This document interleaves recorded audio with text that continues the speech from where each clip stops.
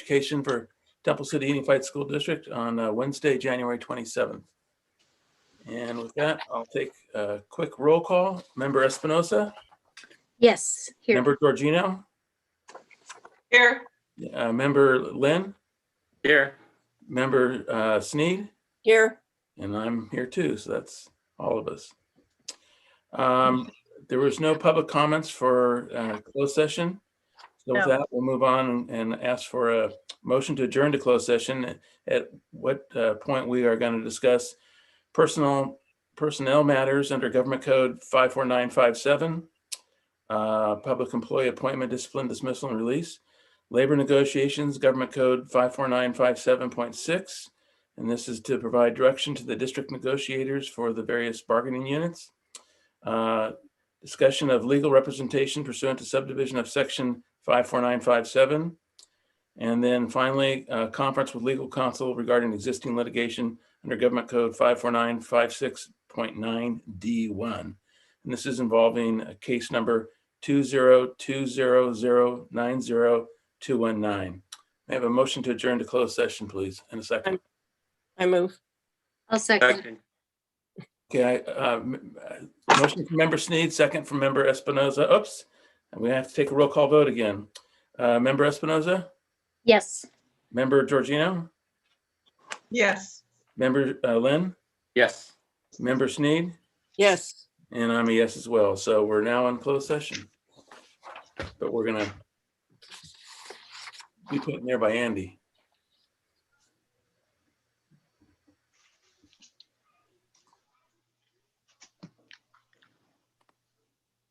There we go.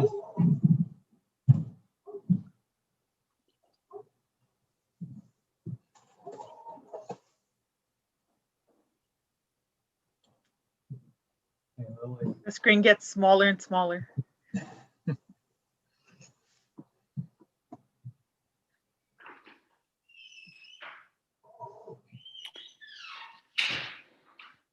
Oh, wait. Andy, is there a way for you to mute it completely, like control it by muting it? Hey, Andy, Yeah, I can you can- move me over? How do I move over? Oh.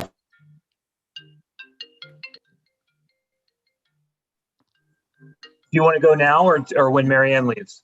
No, I need to go now. Hey, well, yes, Marianne. Yes, I'm supposed to be moved over. Andy didn't move me. No, am I supposed to be in there? Yes, because we have to talk about the salary compensation Got it. first, Okay, and then you leave. Okay, Okay, bye. bye.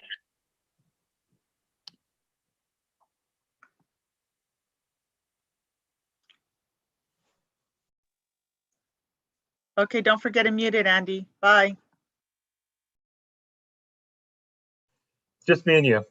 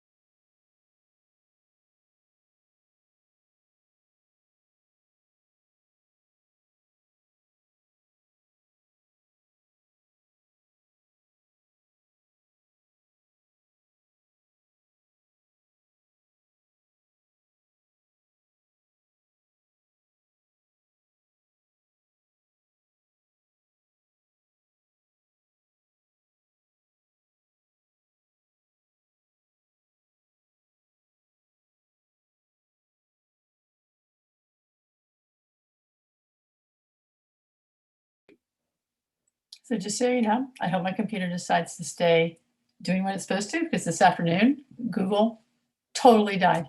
Anything I did, gone, did not save.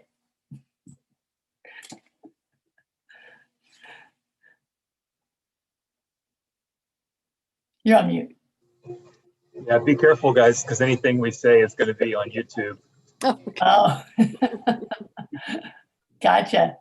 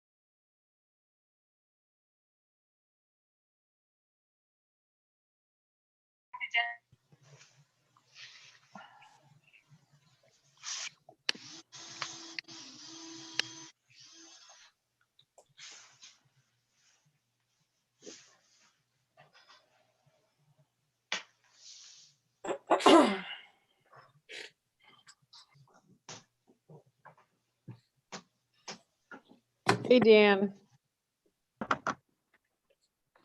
So nice to see everybody. Hi. Hey, Carla. Hey. Didn't expect to see you here. It's nice to see you. Nice to see you too. Hi, Deanne. It's so nice to see you. Very good to see you too. I miss all of you guys. Yeah. Do you like Oak? Are you I loving your new home? yeah, I'm super good. happy there. They made me feel super welcome. They even Oh, gave me good. a shirt. I saw.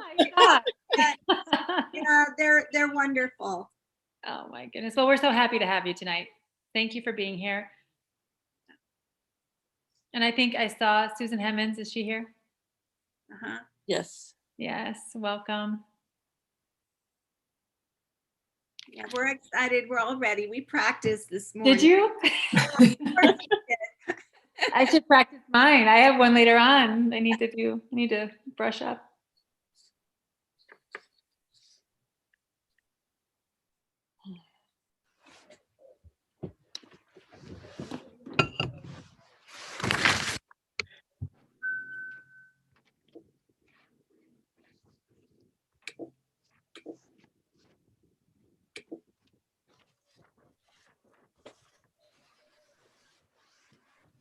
Yeah, this is my first real meeting. It is.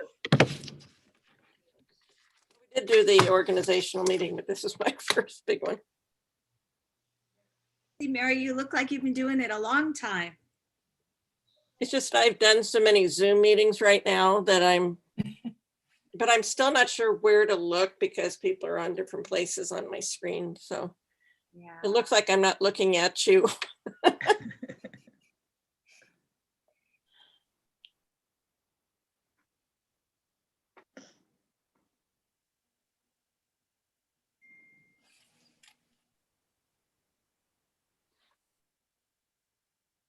Deanne, how's your mom doing? I see her walking quite often.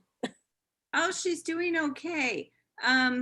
Yeah, there's not really a lot of change with her. I was walking with her and then I haven't been doing that for the last few days, but I try to walk with her on weekends and stuff. Okay. So it's nice. Oh, good. Well, say hi when you see her. I definitely will. I know she'd say hi back. Has she gotten her vaccination yet? Not yet. Unfortunately, we actually got COVID in my house. So Oh, no. having her tested, and then if everything goes well and she's negative, we'll go ahead and have her get the Okay. vaccine. Okay. Yeah, so And my mom got it at her assisted living place a couple of weeks ago. okay. She was Yeah, really excited. She's 95 and she said, "Oh, I got my shot." yeah, that's good. Her Yeah. husband's 99. He got his too. He was excited too. We're getting ours Saturday at Dodger Stadium. Well, I talked to Mary Jo this week, and Mary Jo said her mom got it, and got her first one, and she's 101. I Oh my couldn't. gosh. So yeah, isn't that crazy? But she got her first vaccination. Oh my goodness. My grandmother's 98. And I'm like, Grandma, like, that's a long time. And she's like, I'm going to live to 107. I'm like, okay. 107. She picked a nice number. I said, how did we come up with 107? And she's like, well, I think that's long enough. And I'm like, okay. That's awesome. And she is completely of sound mind. Like, she remembers the street she lived on when she was 12. Like, Oh, I don't remember the street I lived on when I was 12. So she does. That's cool. yeah. My mom's husband is 99. We're hoping he's going to make it to 100 in December. And he's pretty spry for almost 100 years old. So Yeah. My 100-year-old mother-in-law said, I don't think I'm going to get it. I don't go anywhere. Oh my Do you want us to come see you? So that's Bob's battle, not mine. oh, It was so confused. The county website is so confusing because I thought I was like in the third or fourth tier down, because I knew Gene was a little farther up because he's like 77, but I thought, well, I'm down a bit, and then they kind of open the floodgates. It's like, everybody come and get it. And I said, okay, but I better sign up to get a shot.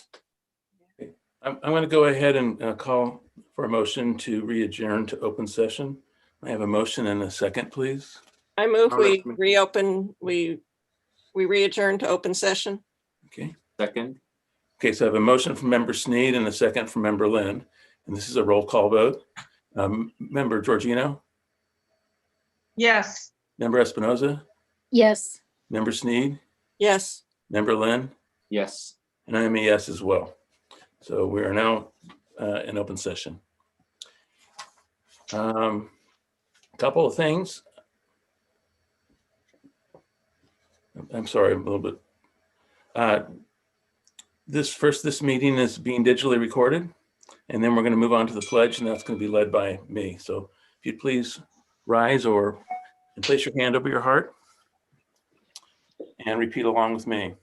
I pledge allegiance to the flag of the United States of America and to the republic for which it stands one nation under God, indivisible, with liberty and justice for all. Okay. So now we are on to announcements of action taken in closed session. We did take an action, and that's what held me up. I had difficulty printing it up. But anyway, by a vote of 5-0, so that was unanimous, the board took action to approve a settlement agreement regarding OAH case number 20200902219 to approve it. The roll call, well, again, it was unanimous, so all 5 people voted for it. With that, we're going to go ahead and move on to special recognition, and we have a presentation on social and emotional support programs offered during the distance learning. So I'm looking forward to this, and I see Deanna. Are you taking this, or who is? Oh, you're muted. I'm going to start, but it's definitely a group effort. So, okay, should I get started, Matt? Yes, please. Okay, all right. I'm going to go ahead and share my screen. The first thing I'm going to do though is introduce everybody. So we know that in the last year or so with schools, there's been a lot of things that have been wrong and a lot of stuff that's happened that's been wrong. But we're really excited tonight because we're going to show you some stuff that's right. So I'll start with Susan Hemmons, our principal. So for those of you that don't know her, there she is waving. And we have Jessica Gould, our assistant principal. And the best partner in the world, Cecilia Bayardo Porter. She's a counselor. And so with that, I'm going to screen share. My name is Deanne Sharada, and this is my first year at Oak. I was formerly at the high school, for those of you that don't know. So let me go ahead and share my screen. Okay, and we'll get the presentation started. And so we're going to speak to you today about what we are doing in response to the social and emotional support during distance learning for our students. And so one thing we made a special point to do this year was to reach out to every single student on campus personally. And we could not have done that without the assistance of our intern, Itzel Sarabia. She is amazing, and she helped us email 873 students. In addition to that, we have reached out to every new student that has arrived at Oak with personal emails offering to Zoom, offering any help that they need. In addition, we sent needs assessment surveys out at the beginning of the year through the advisory classes to all the students. And we tailored these questions to the students specific to online learning and what their needs were. And so this helped us redesign our program in some ways that would meet their specific needs with this online format. And one of the things that the students indicated, we had over 200 students indicate that they felt lonely, they felt isolated, they missed their friends, and that they had a lot of anxiety and sadness over this. And so we put our heads together, and this is how bonfires were born. And I'll explain to you what a bonfire is. So a bonfire is a group of students that get invited to meet for about 30 minutes. And this is what the invitation looks like. They get it in their email. And we've taken the students, we started with the first 200 that indicated that they were feeling distressed and lonely. And we invited somewhere between, we started with around 10 at a time, and then we started going about 20 at a time. And the students meet, we have a little icebreaker where they talk, and the icebreaker is designed to be a question that helps them tell a little bit about themselves. And then what we hope is that through conversation, the students find things they have in common. And then we use about the last 5 or 10 minutes for the students to put either their Discord handle or their school email in the chat box, and then they can communicate with each other. So, and this is outside after the bonfire. So it's a way to get students acquainted with each other. And we've had administrators come into the bonfires because they're only about 30 minutes. So it's great. It's just enough that you can get acquainted and get to know each other.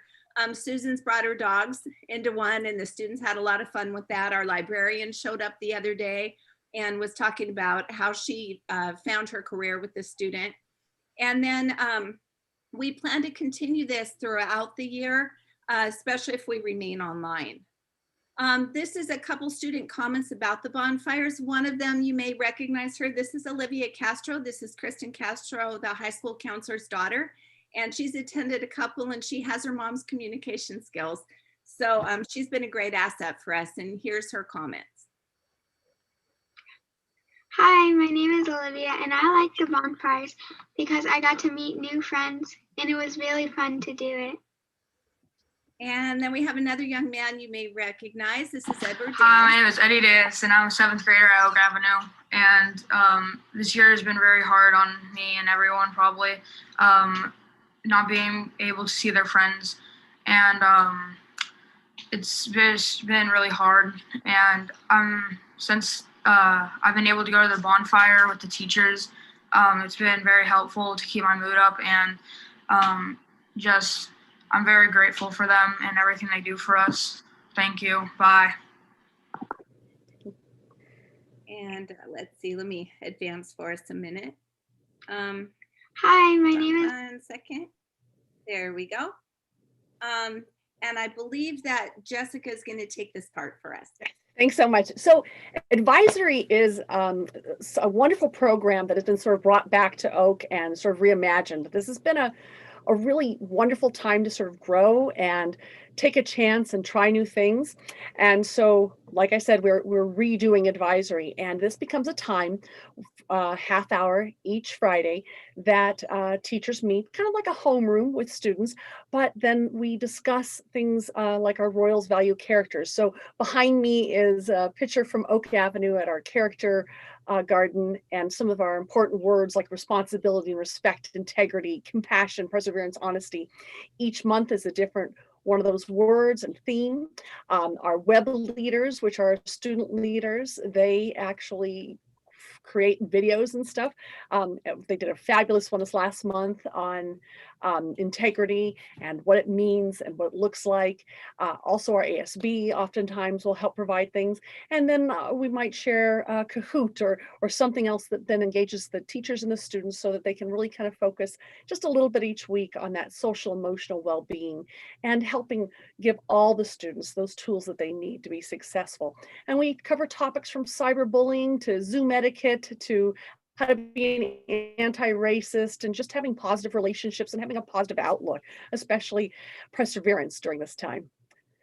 And then the other thing that we're doing is a character camp. So this is sort of a thing that I've really wanted for a while. And as Deanne mentioned, it was a fabulous help with this, as were both the counselors. And we are trying to approach discipline instead of with the typical detention or suspension, much more with the positive behavior supports that really seem to have a lasting impact on students. So if a student is struggling with attendance, for example, or maybe they were inappropriate with social media, or any number of other things that middle schoolers make bad decisions in.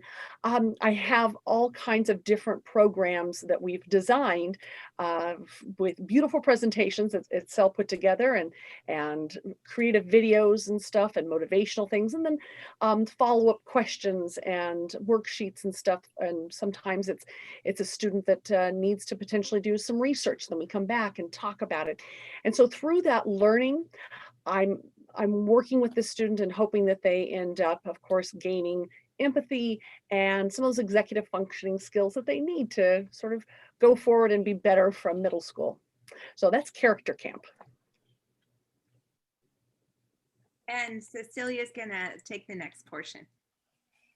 So parents are our biggest allies, and we did not want to forget about them during distance learning because we know that parents will be the first to identify their child's social emotional needs.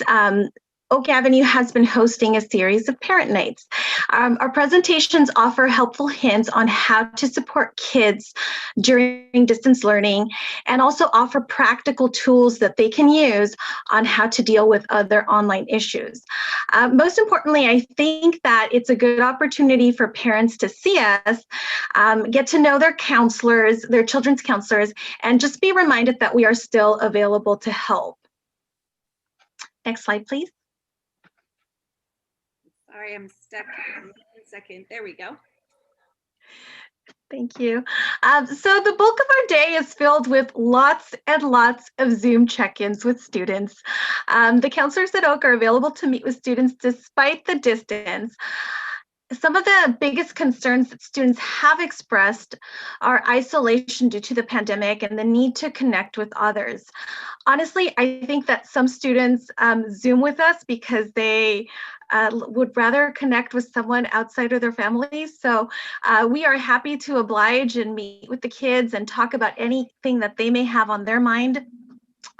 Students have also expressed anxiety about going outdoors, and of course, academic concerns and motivations are still like the #1 topics that we talk to our students about, just trying to keep them focused and trying to get through distance learning. I want to talk a little bit about Care Solace. Care Solace has been a great resource for us. For those who do not know what Care Solace is, or whoever's watching the live stream, Care Solace is our district's approved mental health referral agency. Currently at Oak, we have referred 25 students and families. And although the number itself may seem small, I want to remind you guys that it's January, and that's been quite a bit of families that we have been able to reach out to. The beauty about Care Solace is that there are many therapists that speak many different languages. This has allowed us to reach out to more families. And also, if there is anyone listening to this presentation and looking for mental health services, please contact your child's school counselor for more information, as this is a service that is available at every single elementary, middle school, obviously, and high school at Temple City. We also have expanded our academic support. The Promoting Success program is a program that has been on our campus for over a decade. This program was for students who received a failing grade in one of their core classes. But this year we decided to expand the criteria to include students who have received a D in any of their classes. So Promoting Success is not a tutoring program. Oak Avenue does offer tutoring for students who need extra help in math and English, but that's not what we do in Promoting Success. In Promoting Success, students learn soft skills such as organization, study skills, time management, goal setting. And by inviting the students who have received a D, we hope to reach more students and provide an intervention earlier on. I'll take the next slide. So we also know that as students begin to promote from Oak and prepare for high school, this year their registration is going to be online. And so we were hoping to reduce some of the anxiety that the students have with their high school planning. And we put together a series of workshops. There are 3 of them. So the first workshop was held the week before Martin Luther King, that Monday. And we did that workshop on what to expect in high school. And then this past Monday, the students were given instruction on how to read a transcript, how to do course planning, what are the diploma requirements, what are some of the university requirements. And then next year, or next Monday, we'll be working on how to design a 4-year plan. We are aware that the high school will be providing this information also, but what we're hoping to do is front load the students. So when they hear this information, it makes a little more sense to them. So we're hoping to provide some foundation that takes some of that anxiety down. We also keep in touch with the parents and with the students in various ways. Besides the email, we communicate through Parent Square. And then we did set up 2 courses for the 7th and 8th grade students in Canvas. So we have 2 Canvas courses that the students can go to for information that is specific to their grade level. And then we're continually uploading modules and other information for the students as we go through the year. And so I'll finish up, and really, our goal is to set a positive example for our students. And so that the way that we act, the way that we treat them, that we're setting that example to inspire them and give them hope, I can't speak, and resilience, because this is tough for some of our kids and some of our parents as well. So, the quote that struggles you're experiencing today will develop the strength that you need for the future is very important to us. And so many people have come together at Oak to support our students. But everything we've done was driven by that needs assessment survey that we had early on, or requests that come directly from parents, students, or even our teachers of where they see concerns and needs of our students. So our intent is to continue with these programs, even when we do return to brick and mortar classrooms. It might be changed slightly, but we're going to keep the things that work, and then the things that aren't as successful as we try them throughout the year, then we'll tweak those to make sure that we are able to support all our students. Because we realize that the social emotional well-being is critical for our students' academic success. As a school, we want to continue to develop ways to support them. But if they're not feeling well from the inside, they're not going to do well academically. And that's, that's why we're here. So we want to continue that. And the more ways that we can find to support them, we'll just keep trying new things. And I just want to thank our counselors in the school and really everyone else at Oak, because we have really reached out to try and help all our students to contact and to make sure that they know they can find someone to trust, even if it is sometimes my silly videos with my dogs. Since all my kids are grown up and away, my dogs get to take center stage. So that concludes our presentation. And if you guys have questions, we are happy to try and answer anything. Hi, everybody. I wanted to just first commend you all for coming up with a really comprehensive approach to the social emotional health of our students. I think these are wonderful ideas. My question is really around what have you seen in terms of engagement, the students actually, participating and being engaged, and same thing for the parents in your parent programs. Are you seeing limited engagement? Are you seeing like a demand for more sessions? I'm just curious. If you're referring to the bonfires, I can speak to those. It depends. What we're finding is that some of the students are plugged in, they have siblings, they have extra activities their parents have enrolled them in. And so we don't see their participation as much. And then we have students that are more lonely. Maybe both parents have gone back to work. And so we have some children that are only children, or they don't have a lot of contact. And those are the students that we're finding tend to ask for return invitations and want to come back. So Not every program works with every student. It really depends on what their home life is like, how much support they have, how much support they don't have. We do try to address their individual needs, but it's not a one size fits all program for sure.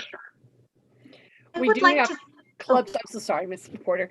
We do have clubs and ASB and web, and so our students are actually quite active in a lot of those different outlets, little extracurricular activities. So there is other supports and stuff too, just the social part of it. And I'm curious about the parents. Yes, I would like to speak towards the parents, the parent component. That actually has worked out really well for us. This online format honestly has allowed us to get more parents at our presentations than we have when we were live. We still have the meetings at around 6:30, and we've committed ourselves to 30 minutes. 25 minutes, 5 minutes questions, just because we want to make sure that, I mean, I think everyone has Zoom fatigue at this point. But it's exciting because you get, 130, 150 RSVPs. And yes, I'll be honest with you, not all 150 parents show up, but honestly, to see that interest is super exciting. So we've talked about this at Oak, and we've talked about how maybe this could be something that we want to continue as well, to try to get more parents to get the information without actually having to make it onto our campus. And I think it's also that parents are also struggling on how to support their students. They don't know what to do. They might be at their wits' end just in general. And so I'm so happy to hear that you guys are offering. And I'm hearing from my constituents that, parents are needing some support and some guidance and anything to help them, and then help them get through this with their kids. So thank you. Thank you. I wanted to comment also. I wanted to give a shout out to Hannah Getty, because Hannah is the person that brought in the Care Solace. And the Care Solace not only helps the students, we've had some families be able to start family counseling through the Care Solace because it's outside therapy. So we could not do that without the district providing the Care Solace for all the counselors. Great. Any other comments or questions for the? I would just also say that that knowing that the Care Solace is something that's a district-wide service that's available, we really, really should try to figure out a way to ensure that parents of all levels at all schools understand that this is available. So however we can do that would be fantastic. And again, thank you, Oak, for all your work. Yes. So I just want to add, thank you, Susan, Cecilia, Jessica, and Deanne, for your hard work. I know social emotional learning, or SEL, is an integral part of the learning continuity plan this year. The state requires it as a component for all school districts.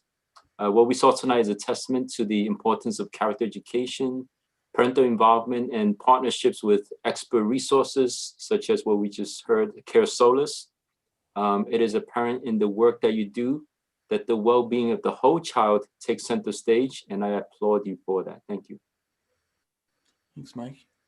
Anybody else? Yeah, I applaud the fact that you found so many different programs to address so many different areas of the mental health. One of the things, probably one of the hardest things about this whole pandemic and being separated and quarantined and is not being able to have that connection. And I really applaud all of you for finding so many different ways to connect with the children, connect with the families, and to get them through this and keep them on a more level playing field. So when they do come back, they haven't lost that connection that I know especially junior high age kids need, but all of our students in the district need. They've lost that connection, and I've seen people asking for play dates with kids that they don't even know, just so they can have some kind of a connection. So I applaud all the ways that you found to help the kids through this. So thank you so much. It was a wonderful presentation. Yes, it was. Anything else? No, I'd like to thank you as well. It is a great presentation, and I look forward to finding out, keeping in touch with it as the thing progresses. So with that, we're going to move on to item 11 on our agenda, which is public comment on agendized and non-agendized items, and we have received none. So we'll move on to item 12, which is a community update. And then I just have two things I want to reiterate. Actually, Donna shared them in December, but coming up in February, the Camellia Festival, the Royal Court will be announced on February 13th. The King and Queen, and of course, the Grand Marshals have already been announced, and that's Matt Byers and Bert Ferntile.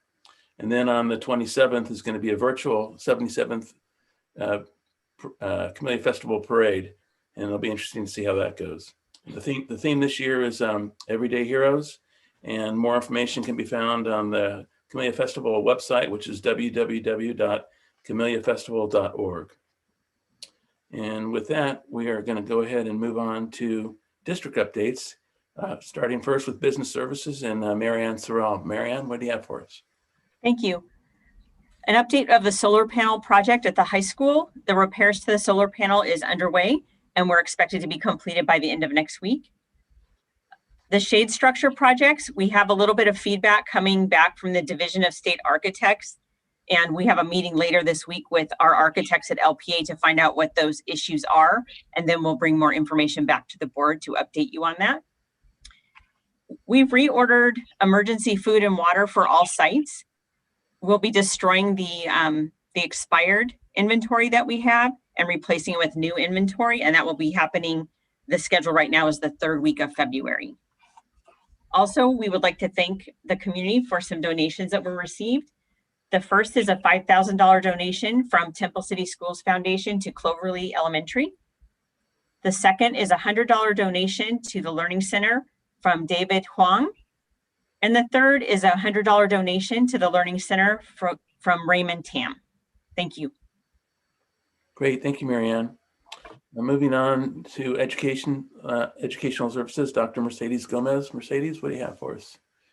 Thank you. I'll begin with special education. So I know Dr. Catoroyan and her team have been working very hard, and the psych team has been carrying a large load this year. They've gone above and beyond, and we really wanted to appreciate them. Special education has also put together an inclusion task force team to strengthen and expand the inclusive opportunities for our students. They've held their first meeting, and Dr. K reports that it was very collaborative and well received. In curriculum and instruction, we are working on what assessments will look like this year with new guidance from both the California Department of Education and Educational Testing Service. We're also finalizing the stakeholder surveys for the Local Control and Accountability Plan, or the LCAP, as the new templates for both the new LCAP and the annual update have both been released. And so our goal is to send those surveys out by mid-February. Great, thank you, Mercedes. Moving on to personnel services and student services and technology as Hannah Getty. Hannah, what do you have for us? All right, so with personnel being quite busy, they wrapped up our open enrollment for benefits near the end of December, and that was a lot of work for our people in the personnel office. Also, they finished up a CalSTRS audit, and then one of the biggest projects we took on this year, and all the credit to Ms. Juris Burgos for completing the CTC CDE assignment monitoring. Just a brief background on that, the CTC has started up a new way to monitor credentials and assignments. So there was a lag and a few years off where they weren't necessarily having you report as detailed information as you have to now. So she did such a great job in putting that all together and getting that information submitted.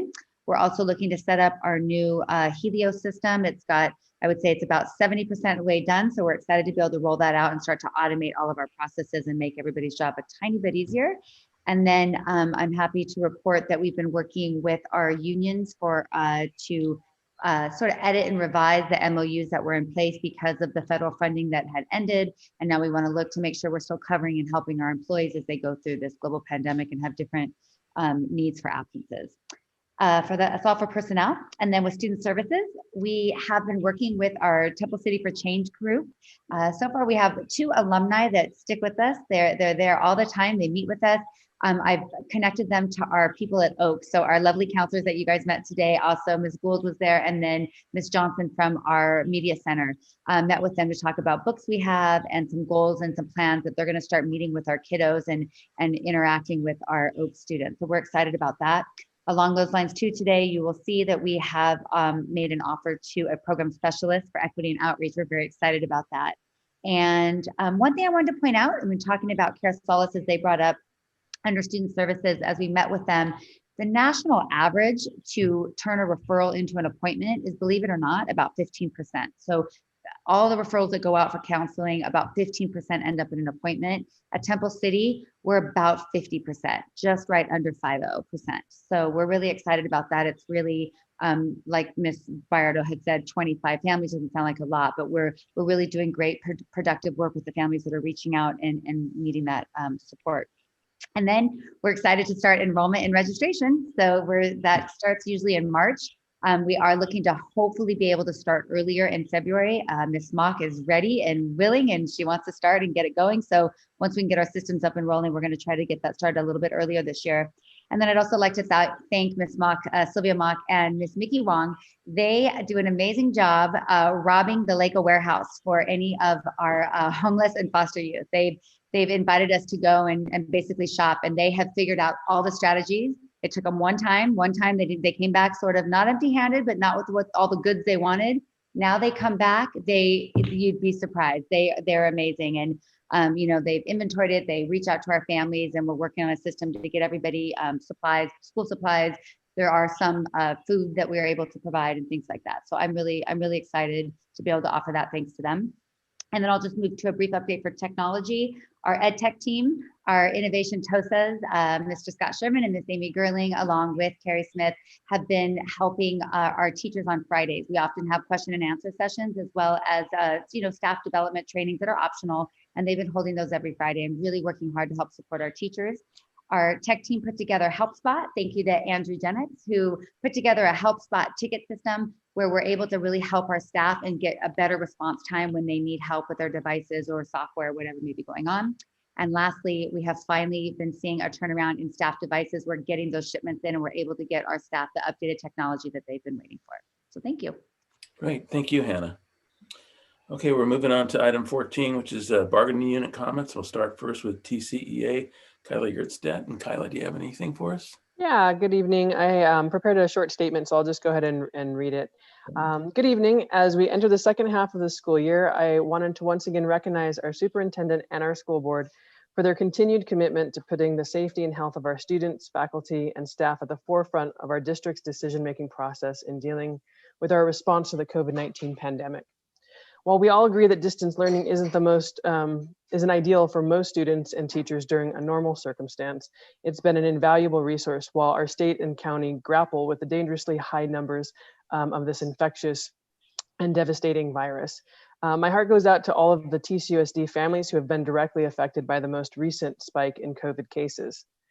As I'm sure our board members have noted from their interactions with our students and educators, TCUSD is successfully rising to the challenges we've been dealt. We have found new ways to do the work that is so valuable to our community, state, and nation.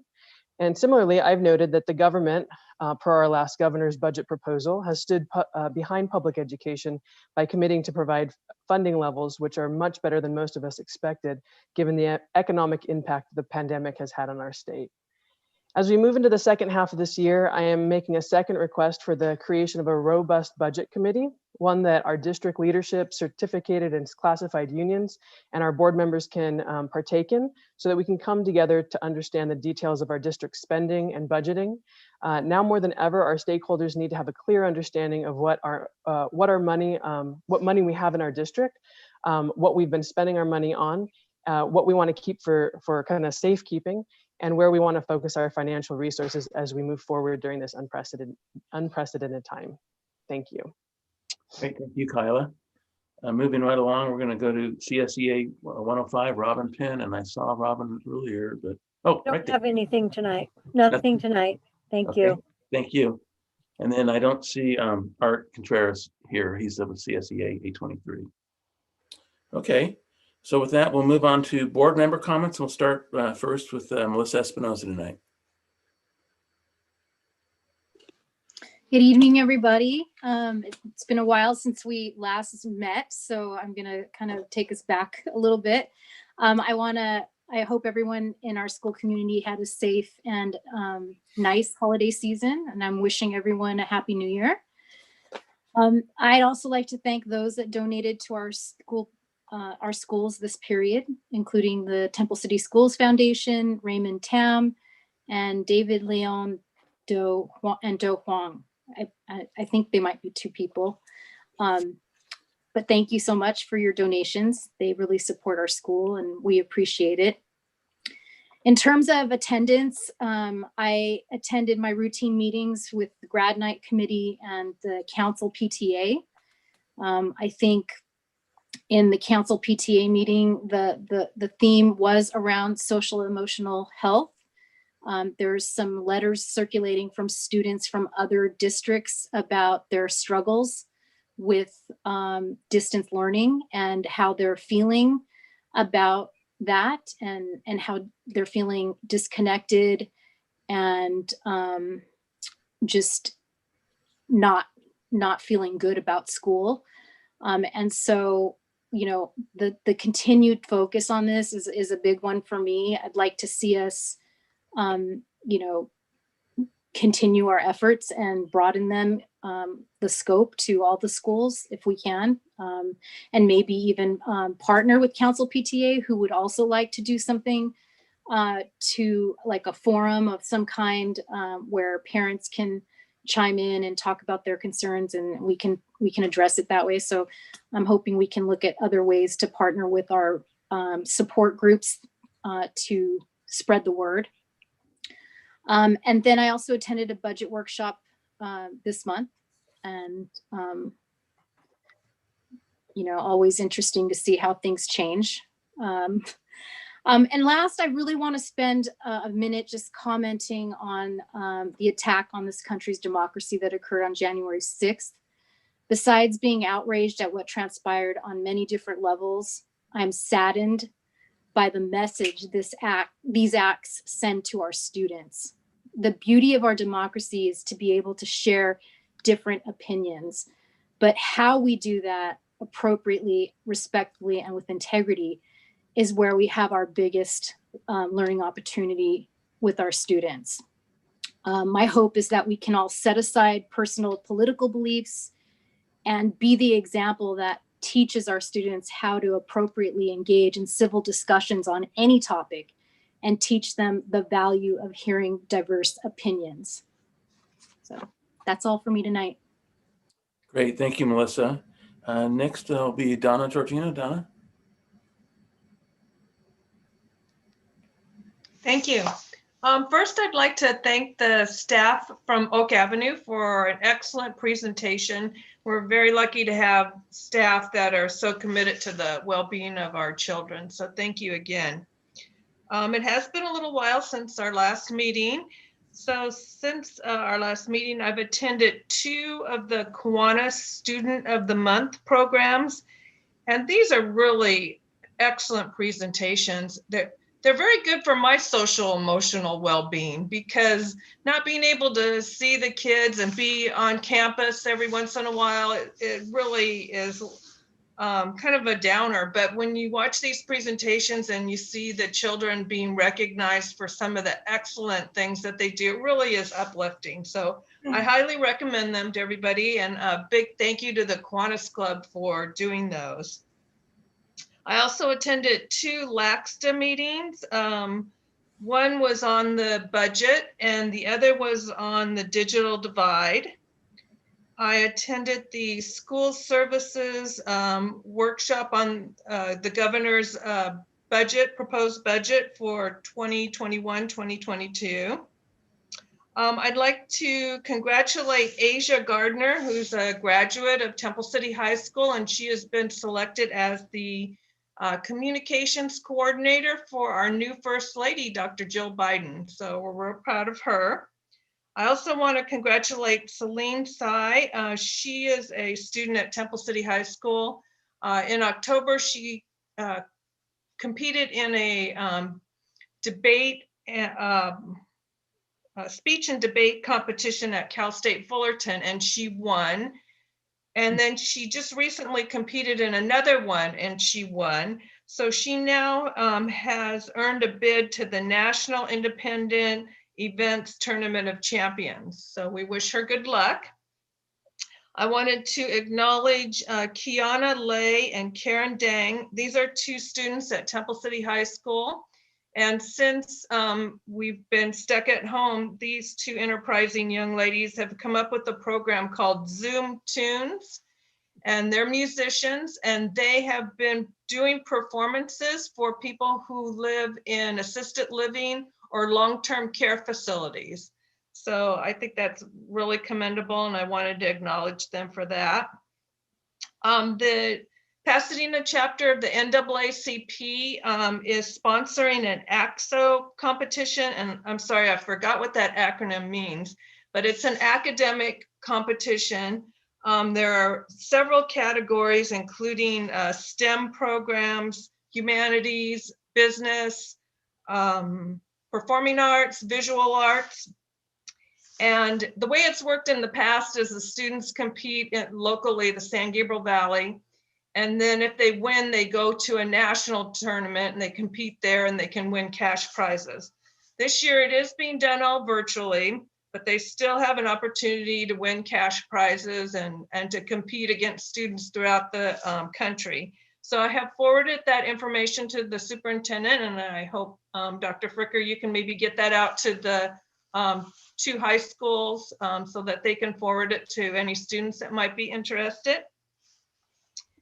And then finally, I received an email that recently that pointed out that January is National School Board Month.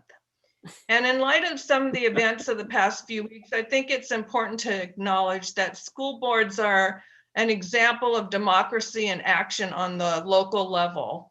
Our democracy allows that the public elects school board trustees to make decisions regarding local schools. And then the public is provided with opportunities to give input on issues and thus influence the decisions that are made by the trustees. I want to encourage everyone in our district to exercise their democratic rights. And I especially want to encourage our students to engage in their civics education so that our democracy can remain strong and continue for many generations to come. And that is all I have. Thank you. Great, thanks, Donna. Next up, we'll have Dr. Michael Lynn. Mike, what do you have for us? Well, President Smith, good evening, everyone. Like Melissa and Donna, I think Matt as well, and Mary, we attended the budget workshop. I would like to again thank Oak Intermediate School for showcasing social emotional learning and support programs. I'd like to thank Dr. Fricker and the site administrators for your excellent communication in the form of newsletters and emails. Even though we haven't met for over a month, I felt like I was kept informed and in the loop.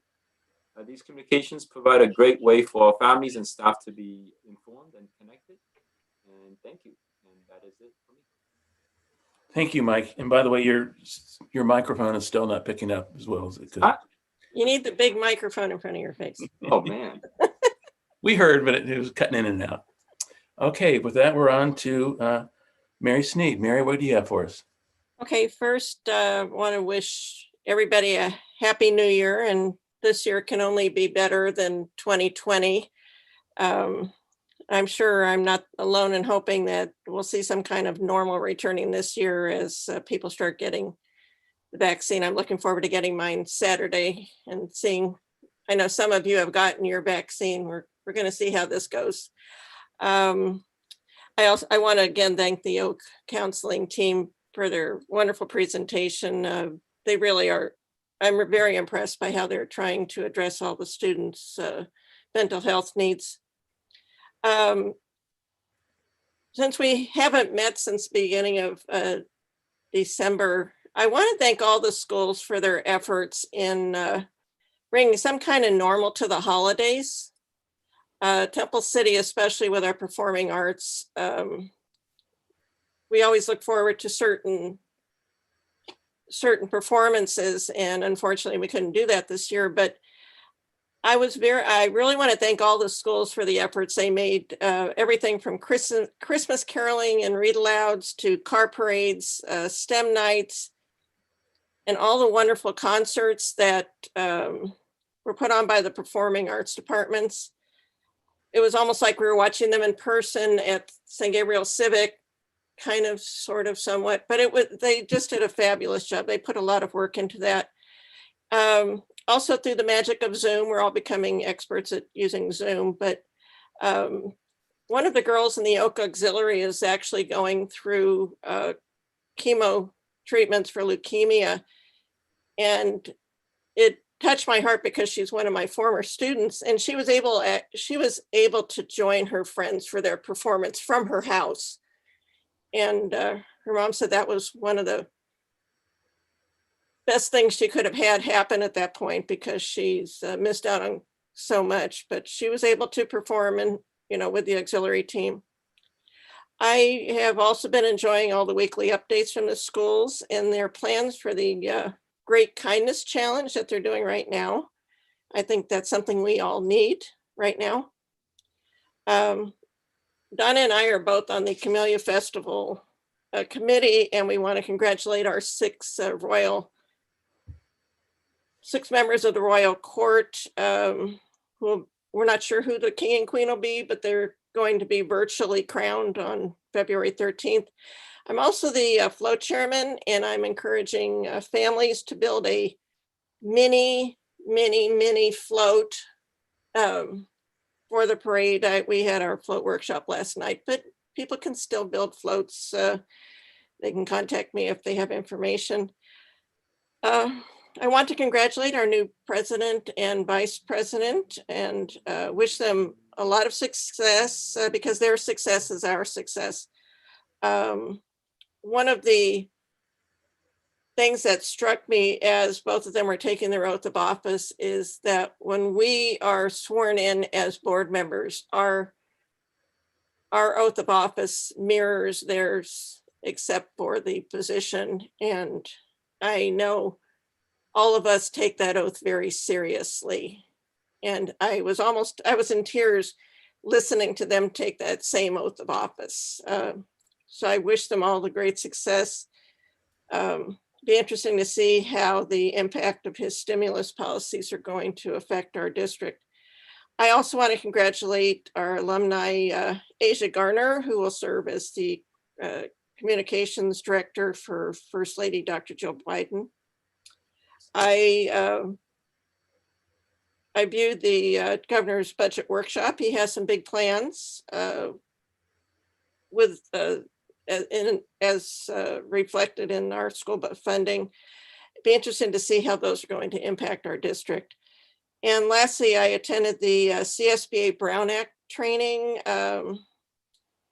which really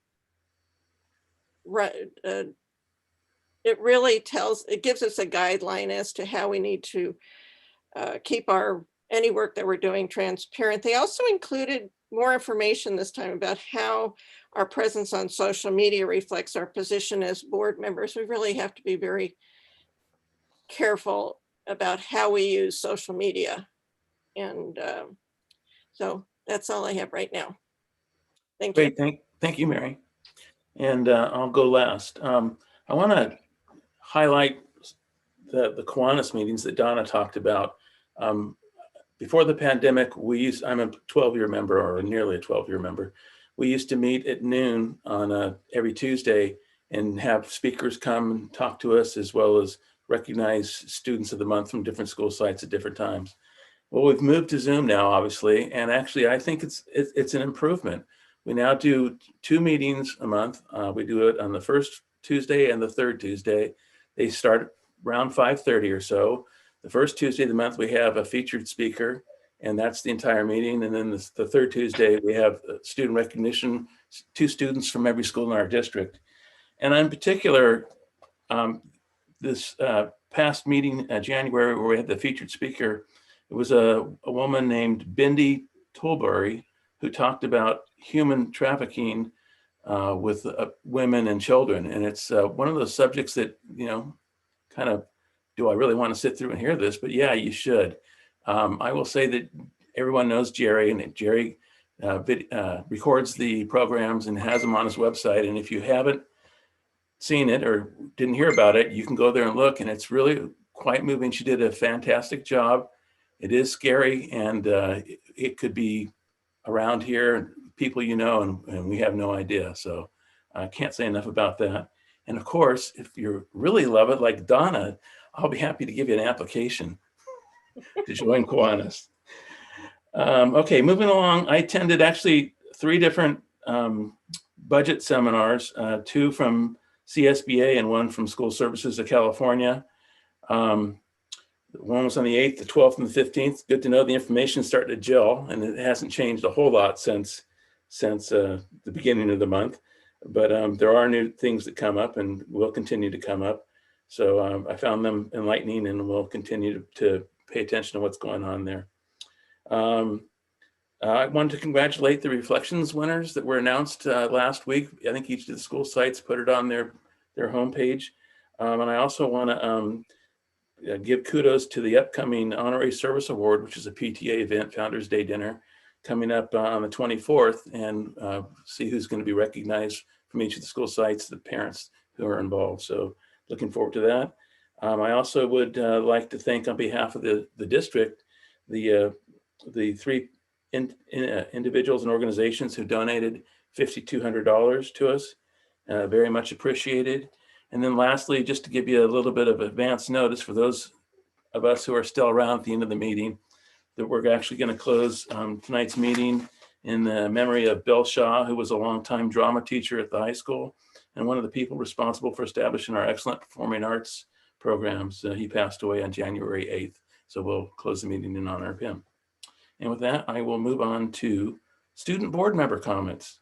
And I'm sorry I didn't recognize Nicole having joined us when we came back to open session. Nicole, what do you have for us? Hi, so I just wanted to let you guys know that the ASB and I have been working on our presentation for our joint board meeting, and we can't wait to show you what we've accomplished this last semester. That's all I have for today. Okay, that's fine. Thank you very much, Nicole. And with that, we're going to move on to superintendent's comments. Dr. Kimberly Frickert. Kim, what do you have for us? Well, first of all, Nicole, I just want to say that the joint meeting is one of my favorite meetings of the year. So I always look forward to that. Donna, the message you sent me, it's already gone out to the school sites. So check that right off the box, and great opportunity for our students to participate in. So I can't wait to see who does participate. This week, I'm going to keep my comments a little bit short because I have a longer presentation geared later on in the board meeting. But this week is, as you know, Kindness Week, and I think it happens to be probably the one of the greatest time of the year where we just focus on what is it that we can do to just make someone else's life just a little bit better. And it's also the time of year when I have my regular meetings with both my administration staff and my principals, and we just talk about the goals that they have for their school, what's really important, what's really salient to the work that they want to accomplish, and how we, the district, can pair and be partner with them to make that happen. But more importantly, I really like to talk to them about where their goals are, what they want to do in their life. And I normally ask them a personal question, and the personal question is, how do you feel valued? What is it that makes you really feel valued? When we know that in and about somebody, we really can connect to them on a different level, and you can take that partnership to a completely different place where you're not getting you are getting your goals accomplished, but someone else is at the same time. And I think that's what's really that's what our real purpose is. And in this pandemic, I have to say that that's one of the hardest things, is to stay connected and really, make those commitments to each other very strong. So I do want to take a moment just to thank all of the principals for all of the amazing things that they have put on at their school sites with their staff, and all the coordination that went into those kindness activities. And it really makes a difference for all of those students who are at home, who get to participate. There is never a short of appreciation for our counseling staff, our psychologists, and the people that are behind the scenes supporting others.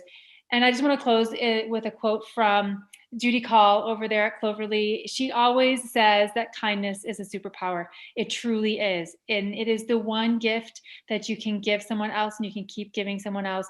And it actually grows within them, but then they perpetuate it on. So it's the gift that keeps on giving. So thank you, Judy, for that quote. I always remember it. She was the first person that I met when I came to the district. And if you've ever met Judy, you get this warm, this loving hug from her. And that sticks with you too. So to all of you, thank you for everything that you do. Thank you for all your random acts of kindness that you give out.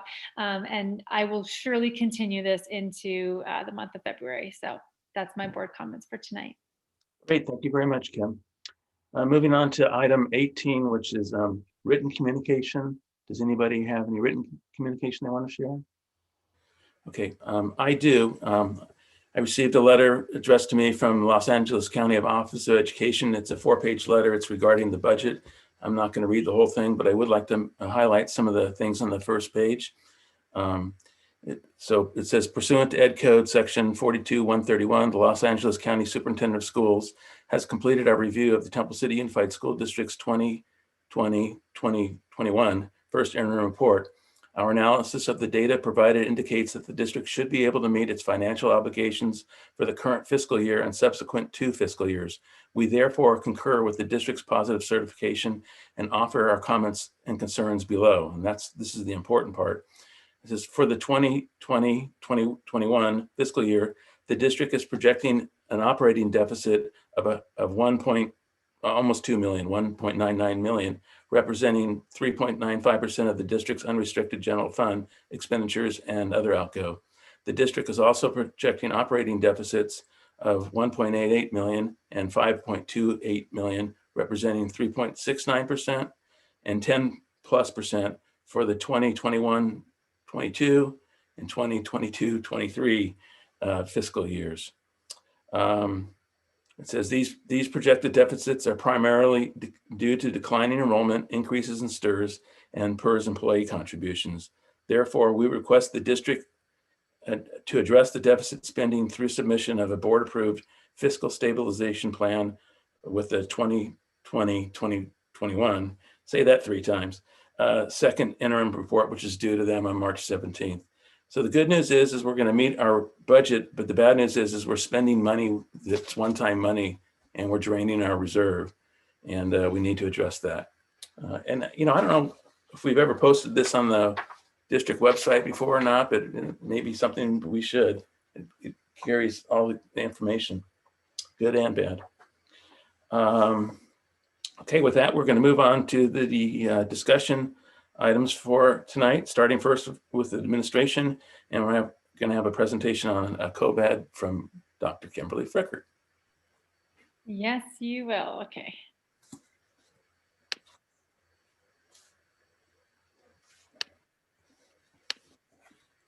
Let me just.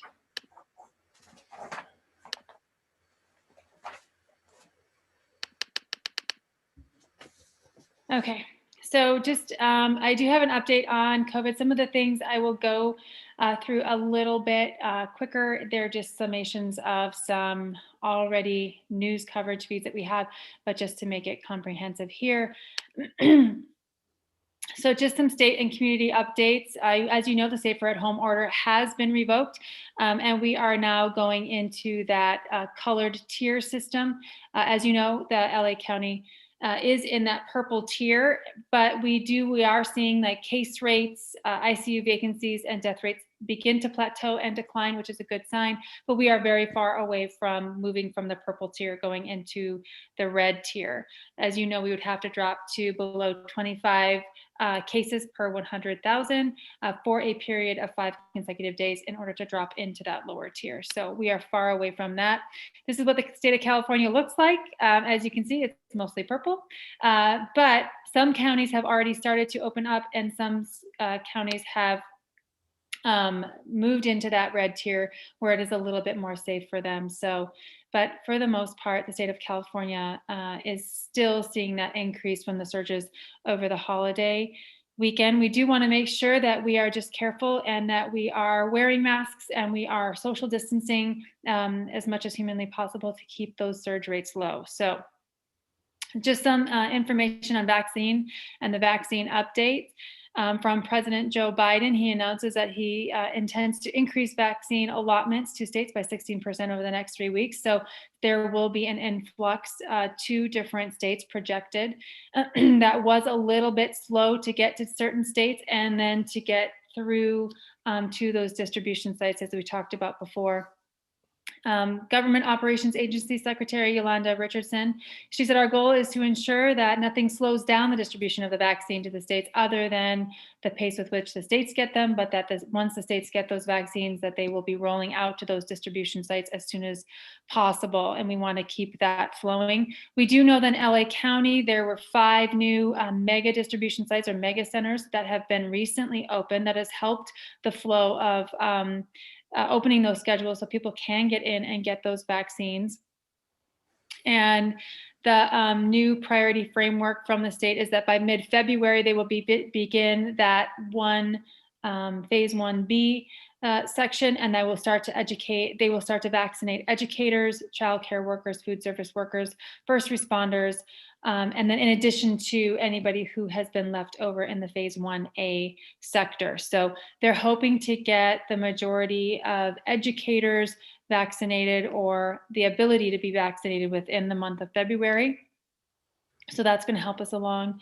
So the state does plan to have a statewide vaccine administrative network, and that is to aid those vaccines being distributed as quickly as possible. Some of the educational districts have partnered actually with local agencies, third-party agencies, so that they can get a pipeline to be vaccinated. We are working on one with LA County, and so more information will be coming forth on that. And then the new appointment system has been put into place so that it's much, much easier. It's a central hub, so it's much easier for people to actually make their appointment, find a location, and then get their vaccine. In some cases, you can actually schedule your appointment. At the end of your appointment, it auto schedules you into a second appointment. So look for those centers, because then you're for the vaccine that requires 2. The new one on the horizon only requires 1, but for the current vaccines, they can auto schedule you to get your second vaccine. Presidential executive orders. One was to reopen schools and continue operations of schools. The reopening is just a continuing and the continued operation of schools and early childhood education. There's really 2 principles that guide that effort. And that's what we really want to look forward to, because we want to open schools in the safest way possible. So this is a go slow to go fast. We want to make sure that we put all the parameters and plans in place so that when we do have that phased approach to open, that we can do so safely for our staff and for our students. Those 2 principles number 1 is protecting the health and safety of children, students, educators, families, and our communities. That is the number 1, and that is not to be compromised. I do appreciate the support of the board, the support of the unions, and our employee membership, that we really work together to make sure that whatever we decide, safety is always our first guide. The second principle is that every student in the United States should have the opportunity to receive a high quality education during this pandemic and then beyond, and that's what we want to. So we want to focus on what we are doing in that digital environment, and then what interventions that we can provide kids who are struggling with that environment, which we'll talk a little bit about later. And then directives. So the directives that come along with this executive order is that the administrators of all school districts or LEAs will provide support and help create those conditions for safe and high quality education, also delivering essential services, and that would include special ed services, EL services, and food services. And then mitigating learning loss where there has been learning loss, and we do know that that has existed. So that is top of our priority to provide interventions for kids who need extended help. The California Department of Public Health, the rationale for reopening of school, just some mindset going into this and why this is such a predominant focus. Implementing the correct precautions will minimize transmission. And I think that's where our safety plan that we're building, that Mary Ann's going to talk about a little bit later in association with a grant that we have an opportunity for, that is where implementing those protective mechanisms, those precautionary mechanisms will actually aid in minimizing risk and minimizing transmission, but those precautions need to be put in place first. Research has shown that children get COVID-19 less frequently than adults, so the transmission rates, they tend to, the scientists tend to say, are lower than that from adult to adult. Greatest transmission rate are in the adult population, so we do need to protect our staff and we need to protect our students, so those two things go hand in hand. Young people, they do claim, scientists claim that they have fewer of the ACE2 receptors, and that is what the COVID virus needs to bind to the cells and gain access into the cells, and that's what makes you infected. So there is some science behind it. I just want to thank Christy. I was saying, I don't understand, like, you know, totally. So she turned me on to this article, so I read up on it. And so thank you, Christy, for pointing me in that right direction. Layering and implementing mitigation strategies are essential. One precautionary measure is just not enough. Wearing a mask or a face shield or social distancing is not enough. You know, we need to layer in, as a school district, many of these mitigation factors and strategies in order to ensure the safety of our staff and our students. In-person instruction is critical. We all know that teachers want to be back in the classrooms and kids want to be back in the classrooms. Parents want kids to be back in the classrooms, and we do too, but we do not want to risk anyone needlessly. So we want to go slow to go fast, but we want, once those precautionary measures are in place and we come down to an adequate rate of occurrence of the virus, then we will make the decision to actually go into this phased approach. Remote or distance learning is not effective for all students. We do know that. This does widen some of the achievement gap or opportunity gap for kids. And we do know our Student Services Department, thank you to Hannah Getty and Mercedes Gomez, who are currently working on intervention strategies for students in a situation where distance learning is just not being as effective as we would like it to be. And then we know the importance of social emotional skills that are cultivated when our youngsters actually come to class and they learn all of those foundational skills that, you know, help them live a brighter future. They are well adapted. They have higher academic achievement, and they have long-term opportunities in life. And so we want to make sure that they have access to that. But again, we want to make sure that they have access to that in a safe environment. So the other presidential order was the temporary OSHA emergency standards.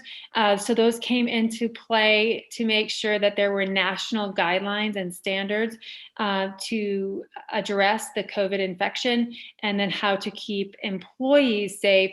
But in our case, we not only serve our employees, we also serve our students. So it kind of is a twofold for us.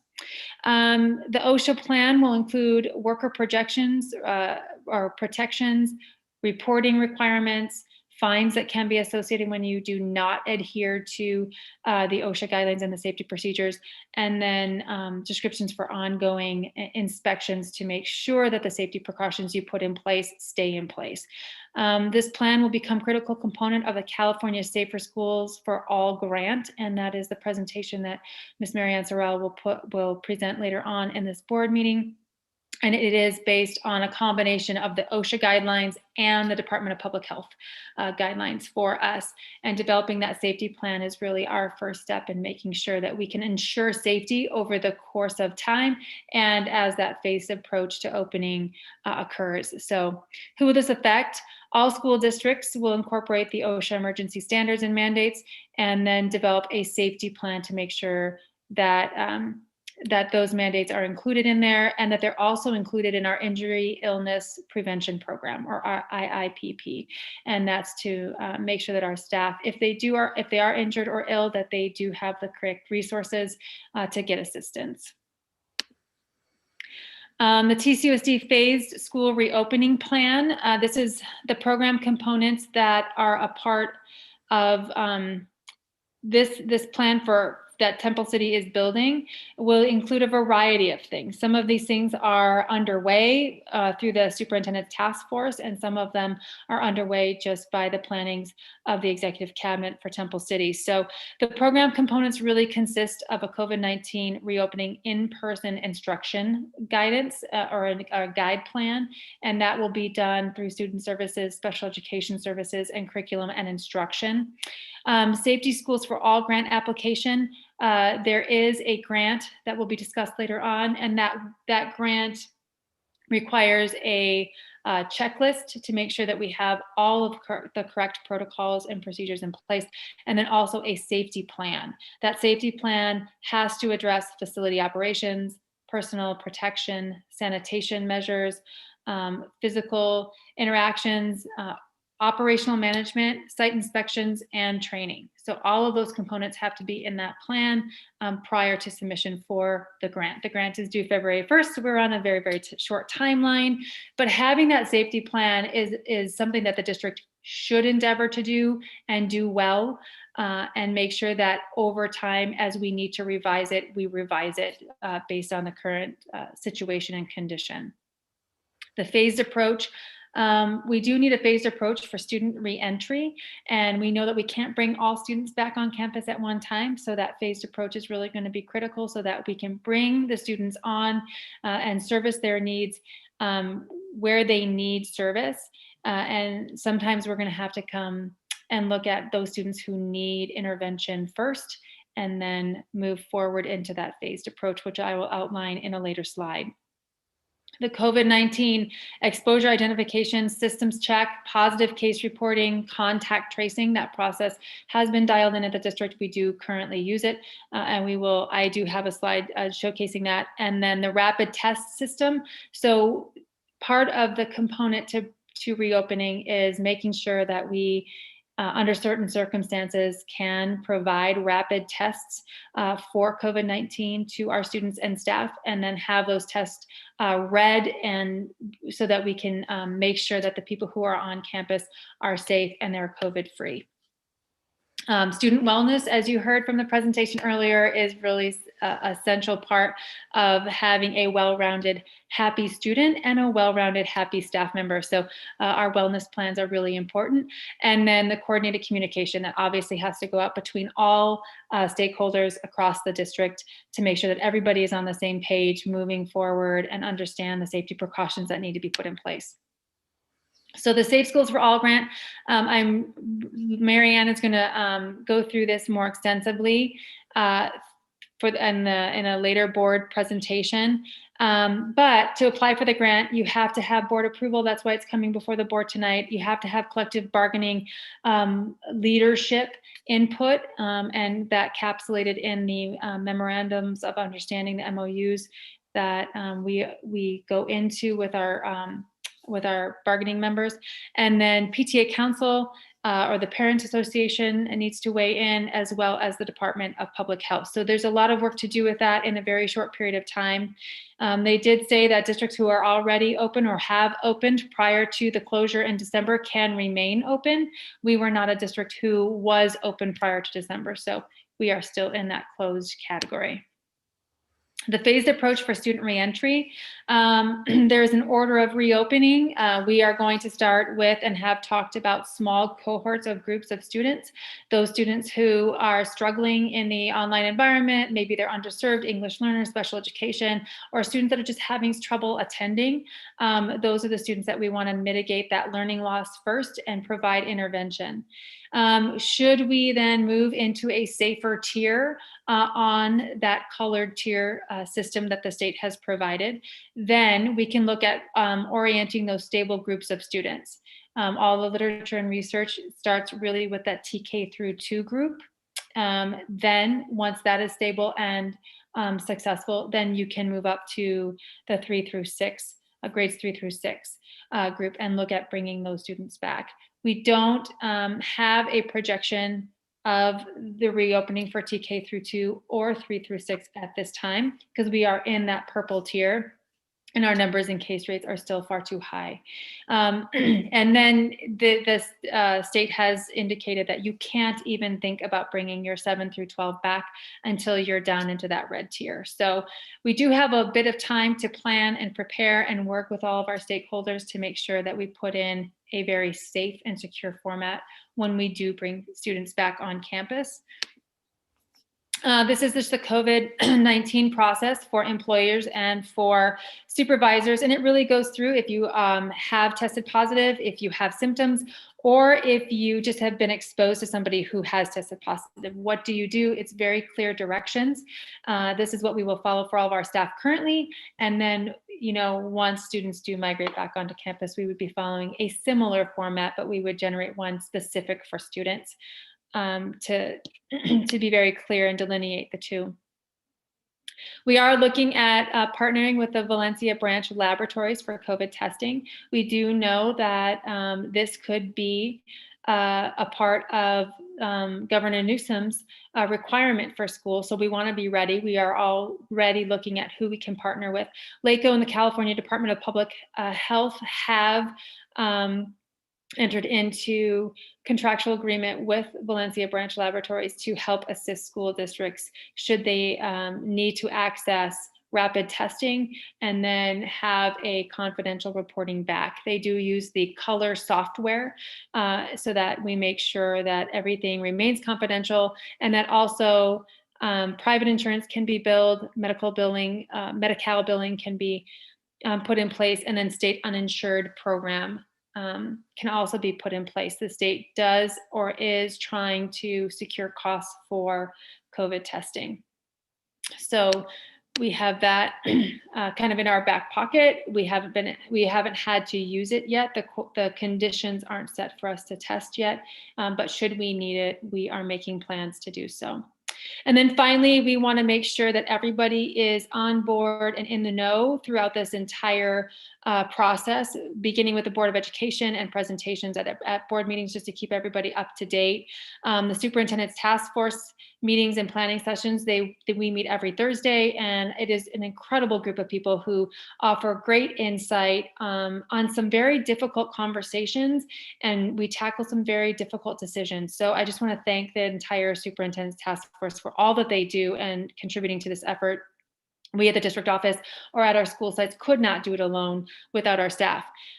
Different district memorandums and newsletters that come out, we just try to give information relative to what the need is, what the situation is, and then what the directions or guidance is to our staff and our community. So we hope that those are helpful. Also, student, staff, and parent surveys go out just so that we have a pulse on what students are thinking and feeling, parents, and then our staff as well. So that helps our decision-making process. And then weekly communication with the Los Angeles Department of Public Health. We do now have to go into a situation where we report on, as schools have brought different groups of students back on campus. We have not, but we do have to report to the Department of Public Health full-time in-person instruction, how many students and staff we have on campus, part-time, or a service-related in-person instructional program, or no in-person instruction. So we do have to report so that the county is aware of which students are on campus and staff members are on campus and to what extent. So this is really where we are for the COVID update. As more information comes available, we will always pass it along to all of you. So thank you very much. Do you have any questions? Doesn't look like it. I just have a very much. quick comment. This is great work. I know there's a lot going on, and there's a lot of planning for whatever comes our way. And I appreciate all of the hard work. I think I've just heard from just some of my constituents, that they get your updates and the newsletters, but I think they're looking for this type of information. Mm-hmm.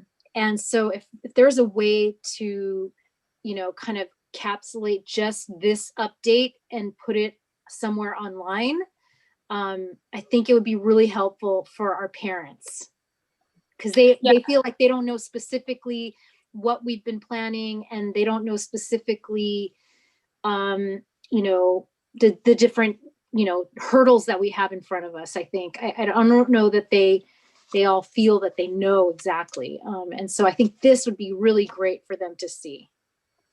Yeah, we'll post this online on the district website, but we also can filter that into the next newsletter too. So we can give them, you know, the big chunks of relevant information from this in the newsletter. Perfect. Yeah, I think they just need some real specifics. Perfect. We will do that. Thank you. Yeah. Anything else? No? Okay, we'll move on to item 20, which is going to be a presentation on attendance enrollment in our district, and this will be done by Hannah Getty. Hannah?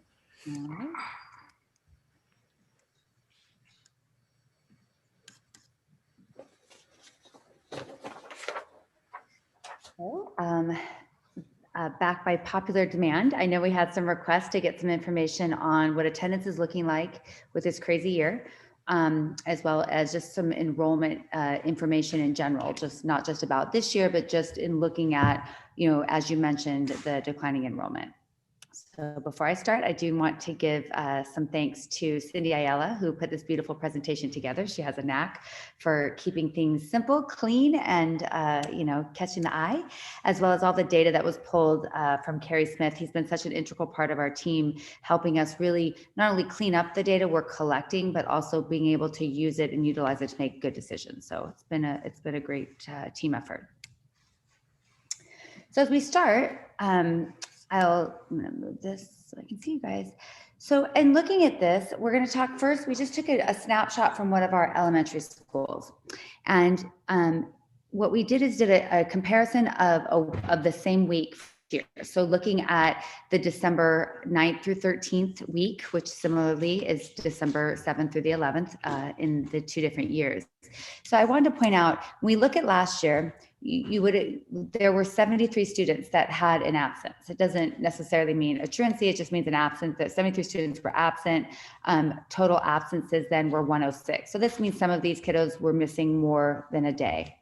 And then when we look at this year's data from the same school, you had 98 students with 135 absences. And what this data is really telling us, and I get it's just a snapshot of a week, but it is pretty, it shows a trend of what we're seeing, that we are seeing more students have absences than we would normally see, but we're not necessarily seeing an increase in habitual truancy. So it's not that we're seeing several students missing a lot, but maybe more students missing a few days or one day. And so that's just a little information from our elementary school that we sort of put in a snapshot view. One of the difficulties that we're gonna have being able to give you exact information this year is because attendance is done very differently in a normal school year versus in a global pandemic year. So there's a few details to that that make the numbers not apples to apples completely. So that's why we just wanted to really focus on one snapshot for you. And similarly, as we look at the high school, we were able to sort of isolate this. Now, this data can also be a little misleading, so I'm going to follow up with it. So in looking at last year, you had 151 students that had at least one absent in that week, for the 186 total. And then this year, it looks like you've actually decreased, right? So that you have 105 students only who reported an absent with 179. Now, one thing that's a little bit different, if to keep in mind, there's students at the high school level are attending 3 classes in a day typically, and not 6 or 7 classes in a day. So that's going to skew your data a little bit. And then also the ability with distance learning, they're sort of able to come in and out a little bit more. So while you might see period absences, you might not be seeing as many all-day absences. So for example, we might see more of a trend in students missing a first period class, where sometimes, let's say if a student misses a first period class, sometimes they just don't come the rest of the day for whatever reason. We're here with distance learning, they miss first period, they can log into second period. You know, if they're not going to the attendance office, it's a little bit easier to just click in and click out. But let's look at that in a little more specific area. So I also pulled up Oak so you could see. So if we're looking over here at Oak, and now we're talking just period absences. So remember that our secondary students are having, 6-7 classes in a day. So our total period absences last year in this same week that we're talking about at Oak, now these could be excused. This doesn't mean this many kids were truant or ditched or anything like that. We're talking, dental appointments, maybe field trips, activities, lots of different reasons.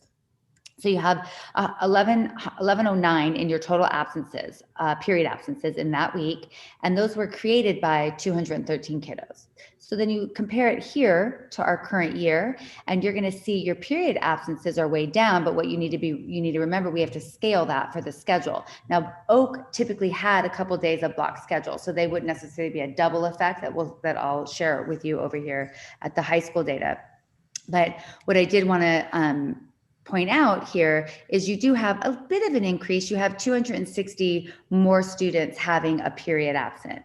And so if you scale that, you're still looking at fewer absences, right, in comparison for the period absences. When we look over here at the high school, you have total period absences last year, 3,000. I know that's very alarming at first when you look at it, but you have to remember there's activities, and this is a week right before winter break. You have concerts, you have things going on. So many of those absences were excused absences.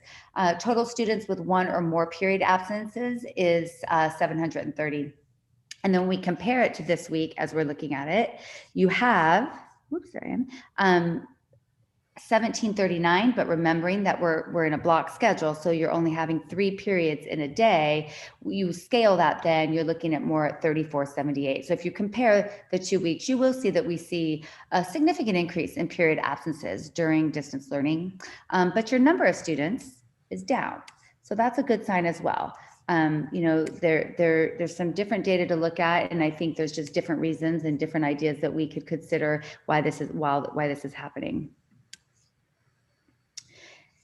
So as we moving away from attendance, and as I said, our attendance data really is not apples to apples because of the different ways that we are looking at the data and using the data.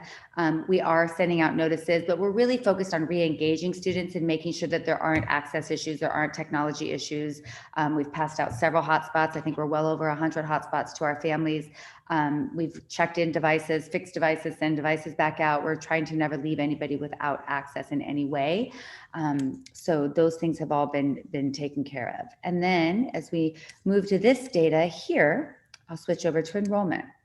And as we look and compare the 2 years, you'll notice with this year being in the green, every school is down with enrollment, some more significantly than others. We're going to look at some of the reasons and some of the things we know as to why we're seeing that. But I have a bigger comparison for you over the years. So as you look at the data, this takes us all the way back to 2013. I know we've talked about this many times. Why is this happening? Why are we losing enrollment? There's different reasons behind it. We have talked before about the housing market, and it has gotten very difficult, very expensive to live in Temple City. And we're also seeing some different trends. There's been different legislation, different I would say political considerations that have maybe changed the way people are investing in homes, especially in the San Gabriel Valley. So there's different things that affect that. We have some articles on it that I'd be happy to send out that sort of give us a little background as to what we're seeing. But if you notice here, and I'm going to show you a little bit later here some of the cohort data, but you'll notice that we are definitely declining enrollment, as it's been stated. You notice that Emperor has a little bit of growth. They sort of dip and then come back, and they're growing a little bit. And I would say probably at the high school, Oak and Longden, and those are our larger populations, we are seeing some of the biggest declines, just looking from 7 years ago. So as we look at some of this data, what might be the reasons? And so let's go back to 2019. Let's go back to last year. Now, this data was pulled right before the end of school. So this is like June 10th data. So when we look at our totals, these are the amount of withdrawals. These are people that said, I'm not coming back to Temple City next year. Now, I will tell you that our tracking of this data over the years hasn't been great. It hasn't been necessarily the same everywhere we go. So in moving some of that, in moving TK through 8 enrollment to the district, we've been able to filter it through one place. So we're able to collect that data a little bit better. So I think over the next couple of years, we'll be able to get even more specific data.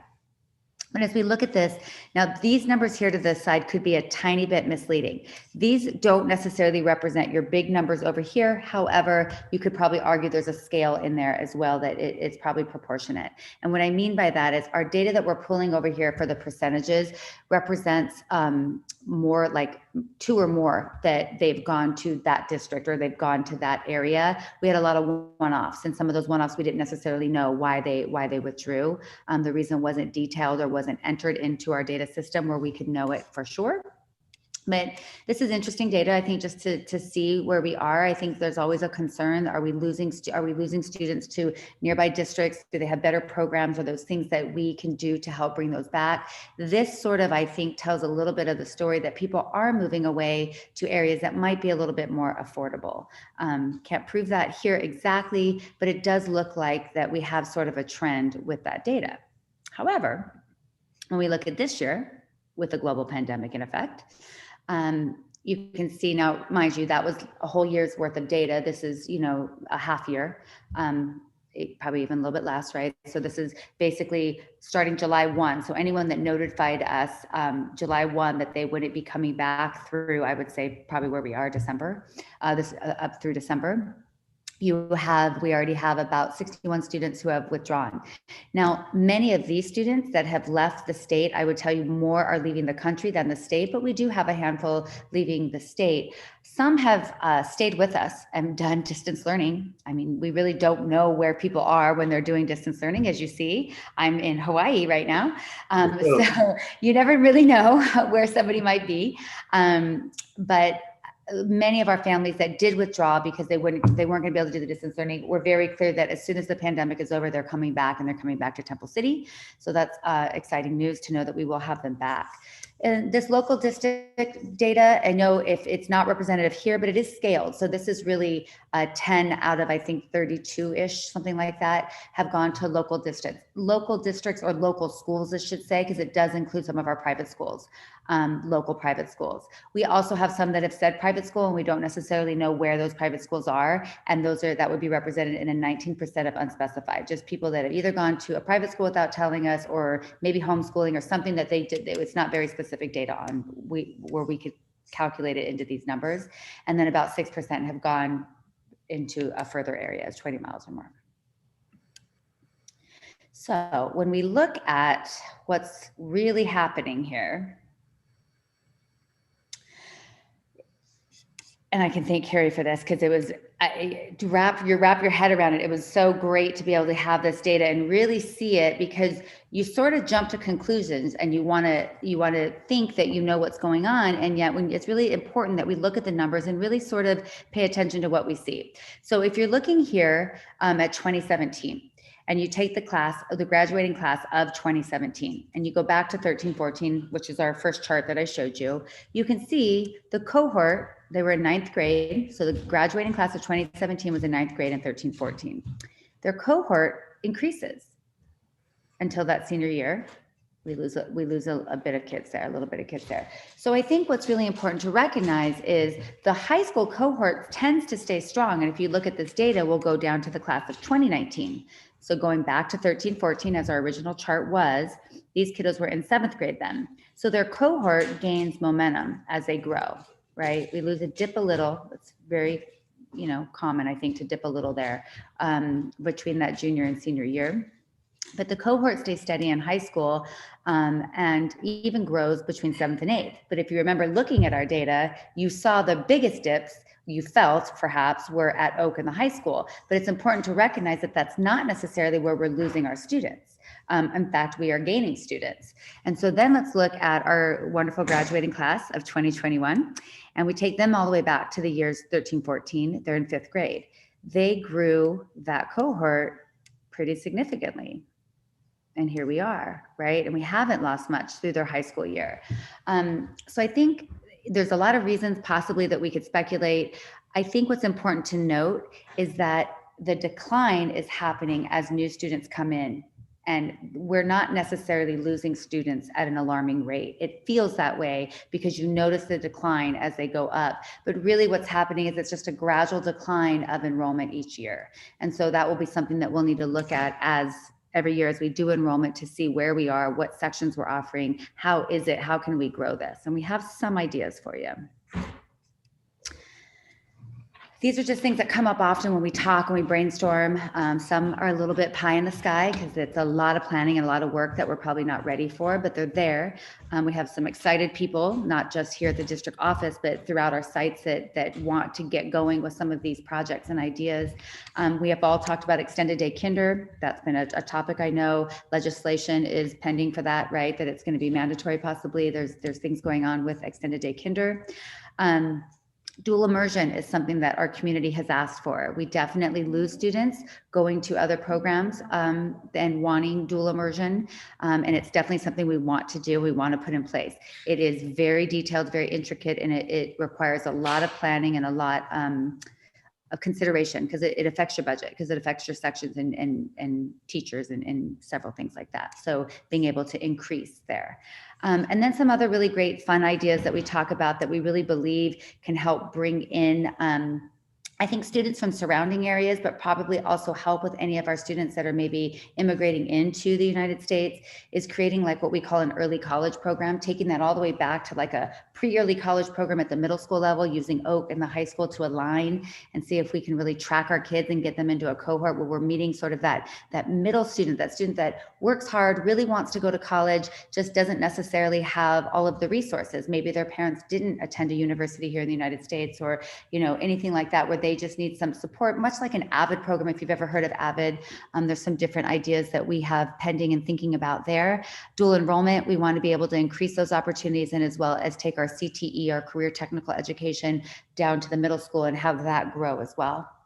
And then last but not least, COVID, you know, with all of its bad, has definitely offered us some good, some changes that we can think about. And it's come up a lot about flexible learning. There are students that, while this distance learning is not for everyone, there are students that like some of the flexibility, need the flexibility. So being able to expand those options. We do have the independent high school, the alternative high school, but what else can we do? What learning academy can we do? How can we reach students abroad that maybe want to go to American University and are willing to come on the certain visas where allow them to pay for tuition and things like that. There's ideas that we have that I think with technology, adopting our learning management system, training all of our teachers now and everybody, learning so much about how to be able to offer that distance learning, gives us some great ideas. So these are things in the works.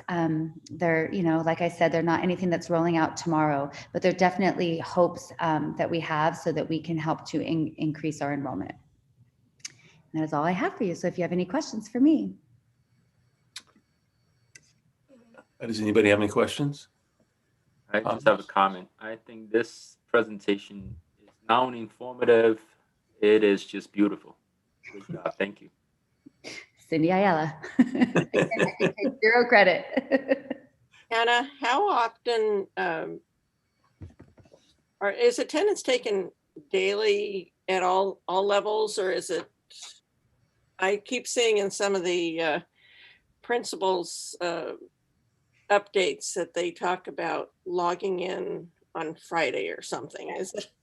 Yes, and that has definitely been a challenge for us. So this year, differently, we do take attendance. We're marking our attendance by live instruction. So as students appear in a Zoom or Google Meet or a video conference of some sort, they get credit for being there. We also have the asynchronous credit that we can track on Canvas. So.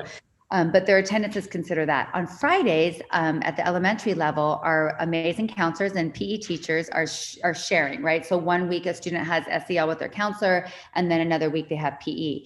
Because of the way the master schedule is built and the way the things that we could do, attendance has to be taken a little bit different, and it's very difficult. Those classes, those sessions are very fast. And the last thing we want is our counselor or PE teacher spending their entire instructional time taking attendance.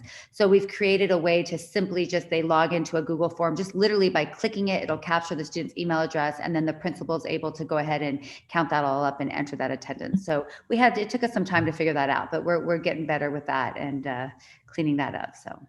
But thank you. Yes, that has been Two other points that I want to mention as well. As we all know, our lovely preschool is in the works and the plans. You know, COVID didn't help that either, but preschool, I think, can definitely help us grow. People want to come here. We have them knocking on our door and they're too young and they can't come just quite yet. So I think when we can open those doors, I think that'll really help. One other program that we have started, to give credit to Miss Sylvia Mock. She gets very competitive and she doesn't appreciate when districts around us want to try to take our kids. And so when she learns what they're doing, she is on the phone with me quickly to say, hey, they're doing this. Let's try this. What can we do this? And so one of those things is we started taking in our early transitional kinders. And what's funny, if you, in the budget workshop, they did speak about this. The governor and the state is very much promoting being able to get kids in school as early as possible. So what that basically means is your age period, right? If you don't turn 5 for transitional kinder before December 1st or 2nd, I think it's the 1st, 2nd, and then you're technically not eligible for transitional kinder that year. We can't collect ADA when we're getting paid per student for attendance, or even for enrollment, probably we can't collect on that student until they turn 5. So what we started doing and what other districts had been doing is you're taking them in even when they're 4. You're not collecting funds for them, but then when they turn 5, be it February, we haven't taken students past February, I don't believe, when they turn 5. We are then able to collect ADA on them. But more importantly, it gives them a chance to really get ready for school. So when they start kinder, they know how to walk in the gate. Of course, with COVID, we have a couple years of kids that don't know how to walk in the gate, but that'll be a new thing we do as well. But those are some of the things that we're trying to do right now that we are hoping will help our families and get them to stay with us. Great. Anything else for Hannah? No. Okay. Thank you very much, Hannah. Much appreciated. Okay, we're going to move on to item 21, which is in the business services category. And the first presentation will be from Marianne Sorrell about the governor's budget summary. Marianne? Thank you. So on January 15th, School Services of California presented the governor's proposal for the 21-22 state budget for K-12 education.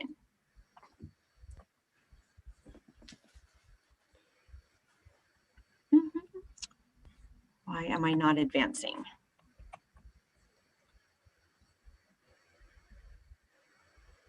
Okay, let me try and share this again.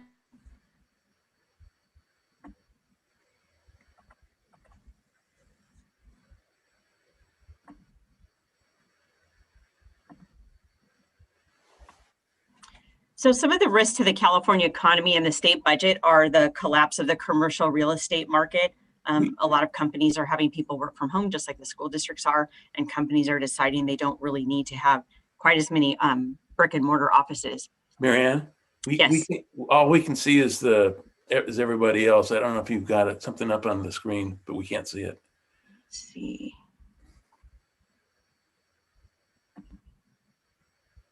Thank you.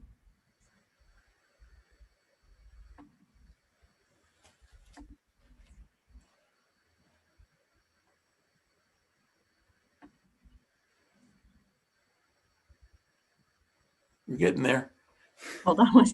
Good grief. Let me get the right presentation up. Okay, can you see this? We can, thank you. Okay.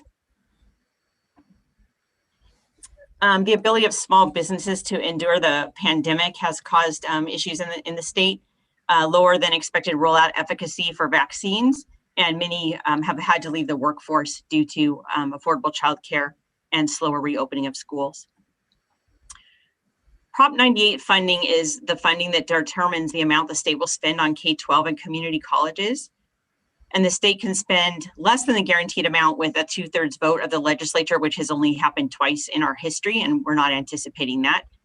The 2021 enacted budget established an obligation for the state to make supplemental payments to K-14 in 2 parts.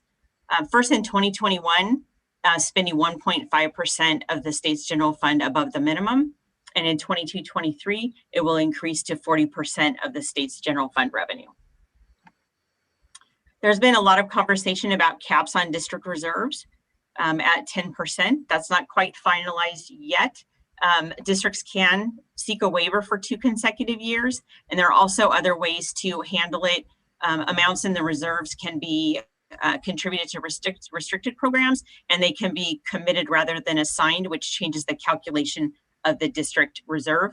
And when we bring the second interim in the middle of March, we'll talk about what our reserves are and the cap for the current year and the 2 out years with you in more detail.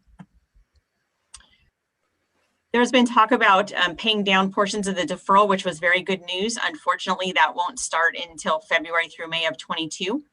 The current proposal does not pay down any of the deferrals that are happening from February to June of this year.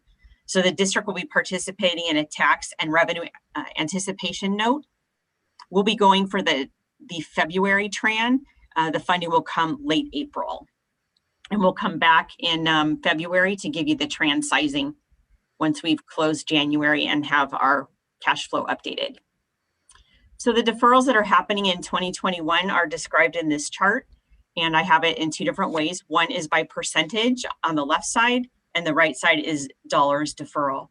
So for instance, in February, we would normally expect to receive $2,471,000 in cash. The deferral will be $1,309,000. So the actual cash coming to the district will be $1,161,000. And then as you read down through March, April, May, and June, you'll see that we're only going to get $445,000 March, April, and May, rather than $2,400,000. And then in the month of June, we will actually receive no cash at all. We don't see in our projections a shortfall of cash until the middle of May, and that's why we'll be in the February TRAN rather than the January TRAN. So some of the changes to LCFF is a 3.84 COLA in 21-22 with a 0 COLA in this year. Our estimates for 21-22 will be an additional $1,990,000 in LCFF funding for 21-22 based on that. All the funding is based on grade span, which will be in the next slide that we'll walk through. Supplemental and concentration grants are calculated based on students who are English learners, free and reduced price meal eligibility, foster youth, the unduplicated pupil percentage. So Temple City does receive supplemental grants, which are 20% per ADA, but we do not receive concentration grants as our unduplicated pupil percentage is under 50, and you get funding when you cross over the 55% mark. So this table is going to compare the base grant by grade span in 2021 versus what it will be for 21-22. So in this year, K3, we received $7,702. The COLA next year will be an additional $296 per K3 student for a total of $7,998. And then there's a grade span adjustment in the LCFF calculator for K3, which is to give additional money to keep class sizes at 24 and under. And then there's an additional $252 for 9 to 12 that is meant to support CTE and other demands that high school classes have over 4 through 8. There's a lot of other proposed funding in the governor's proposal. None of this has been approved by the legislature yet, but I'd still like to walk through some of those with you. There's one-time funding proposed to incentivize expanded TK and full-day kindergarten programs, as Hannah was just mentioning with you. And some of the funding is to support also professional development for teachers, for inclusive instruction, English learner support, social emotional, and trauma-informed and restorative practices. There's also some money in this proposal that would be for construction and retrofitting of existing facilities to accommodate the growth in TK and kinder. Special education will be receiving a COLA in 21-22, but it will only be 1.5%. So the base funding will go from $625 to $634.38, and that funding comes through our SELPA and AB 602. There are also some early intervention grants being proposed for special education to focus on supporting readiness for infants, toddlers, and preschoolers that are special ed, and they're estimating $5,900 per preschooler with disabilities. Also, some one-time funding is being proposed to increase learning networks, to increase our capacity to access federal Medi-Cal funds, and investments in 3 different mental health programs. Also, educator professional development for professional learning, teacher effectiveness, and increasing the teacher pipeline. For our mandated block grants, they will receive a 1.5 COLA also rather than the 3.84 in 21-22. So for K-8 students, we will go from 3218 to 3266, and 9 through 12 will be 6194 through 6287. Dr. Fricker mentioned this earlier. There's a Safe Schools for All grant program. This has not been approved by the legislature yet. However, the application is still due next Monday. There's base grant funding for schools opening in February of $450 per ADA, and March reopening at $337.50. So depending where we are and how this grant goes, it could be anywhere from $1.8 million to $2.4 million. Also, there are some proposed grants for expanded learning time and academic intervention to support academic achievement by expanding instructional time and priority for vulnerable students. Those funds would be distributed, if it passes, March and July in equal installments, and the details for that are still being finalized. So a lot of proposed items, and we look forward to the legislature passing many of these. Thank you. Okay, are there any comments or questions for Mary Ann?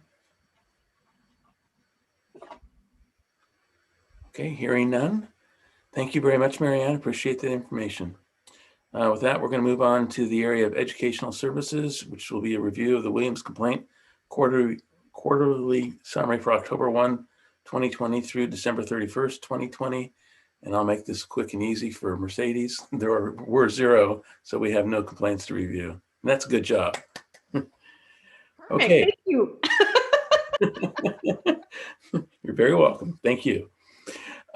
Moving on to the discussion action portion of our agenda. We're starting first with administration, item 23, which calls for a motion to adopt resolution 2021-13, proclaiming the week of February 1st through the 5th, 2021 as Week of the Counselor. How appropriate for tonight too. So may I have a motion and a second, or actually I should ask Nicole, are you interested in making the motion? Or Yeah, sure. I'll motion. okay, so we have a motion from Nicole, and I need a second. I'll second. Okay, okay, it was Donna. Second from Donna Georgino. Are there any comments or questions for this? It's pretty straightforward. Okay, then I'll go ahead and call for the vote. I'll start with Nicole. Do you care to vote preferential? Yes. Okay, yes is a yes. Member Espinoza? Yes. Member Georgino? Yes. Member Lynn? Yes. Member Sneed? You're muted. Shake your head yes or no. Okay, yes from Mary, and I'm a yes as well, so the motion carries 5, 0, and 1. Moving on to item 24, which calls for a motion to receive board policies for first reading. And I don't know, were you planning to say anything about any of this, Kim, or should we just go ahead and make the motion? Yeah, I think we're going to break them up. So I have 2, I think Mercedes has 2, and then Hannah has 2. So I'll pass it off to them. I will start it off. The first board policy that I have to present this evening is board policy 0430. And this has to do with the comprehensive local plan. There are added requirements for the special education in local plan area, or our SELPA, to actually submit a local plan, much like we submit our LCAP plan. These SELPAs now have to submit their own local plan. They do have to submit these local plans to LACO or their county office of ed and the superintendents within the SELPA program. They do have to start doing this by July 1, 2020. Our SELPA program did submit a local plan by July 1, 2020. And those plans will be revised every 3 years.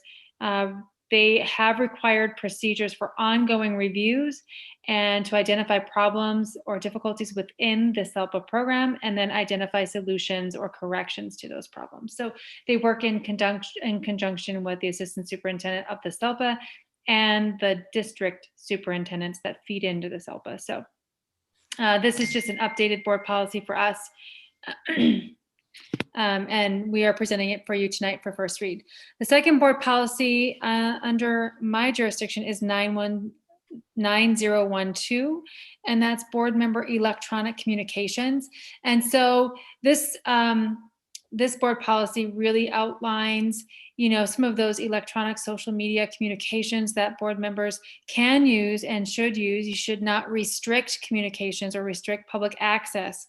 However, in this policy, it does outline some of the precautions that board members should take because if multiple board members are chiming on to the same communication site, it could be construed as a serial meeting. And a serial meeting is a meeting of the majority of the board. In our case, we have 5 members, so 3 members on the same site talking about public business would constitute a serial meeting, and that would violate the Brown Act. So really this board policy is put in place to just safeguard our board members so that they know and are aware when they do use social media of some of the precautions that they have to take that other people don't have to take. So anyway, the board policy is up for first read as well. Great, thanks, Kim. And just to clarify, for instance, on the first one, item BP 0430, there are at least multiple options in one case. Oh. And so we pick one or the other, and I'm assuming the one highlighted in yellow is the one we're picking. Okay. Yes, that is correct. Okay. Sorry, I forgot to mention. That's it. All right. And then I'm going to turn it over to Hannah for her board policies. Okay, great. So we are looking at political activities of employees, which is BP 4119.25, 4219.25, and 4319.25.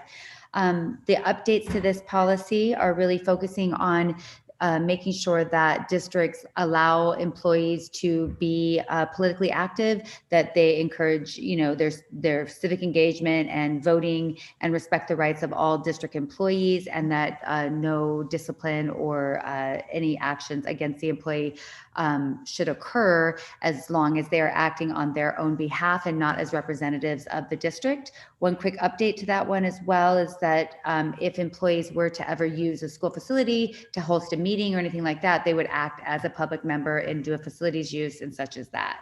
So that is the update for first read on the political activities of employees. Any questions on that one? And I'll move to the next one on work permits. Okay.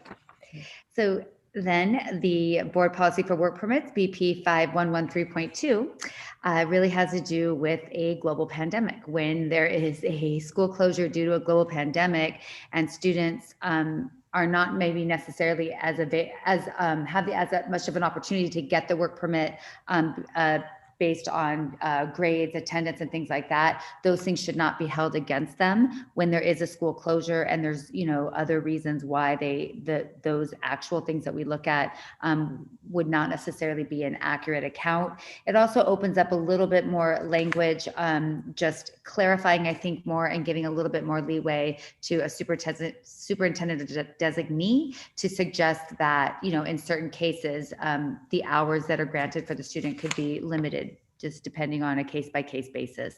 And then lastly, it offers a work experience education program for students that are ages 14 or 15. And if they were to be full-time, authorized to work full-time, but then make sure they're in part-time education. So there was different things that opened up and gave more opportunities for students to be able to gain employment. Great, thanks, Hannah. Any questions for Hannah on this item? Donna? Yes, I was wondering why the language was changed from must must obtain a work permit to shall obtain a work permit.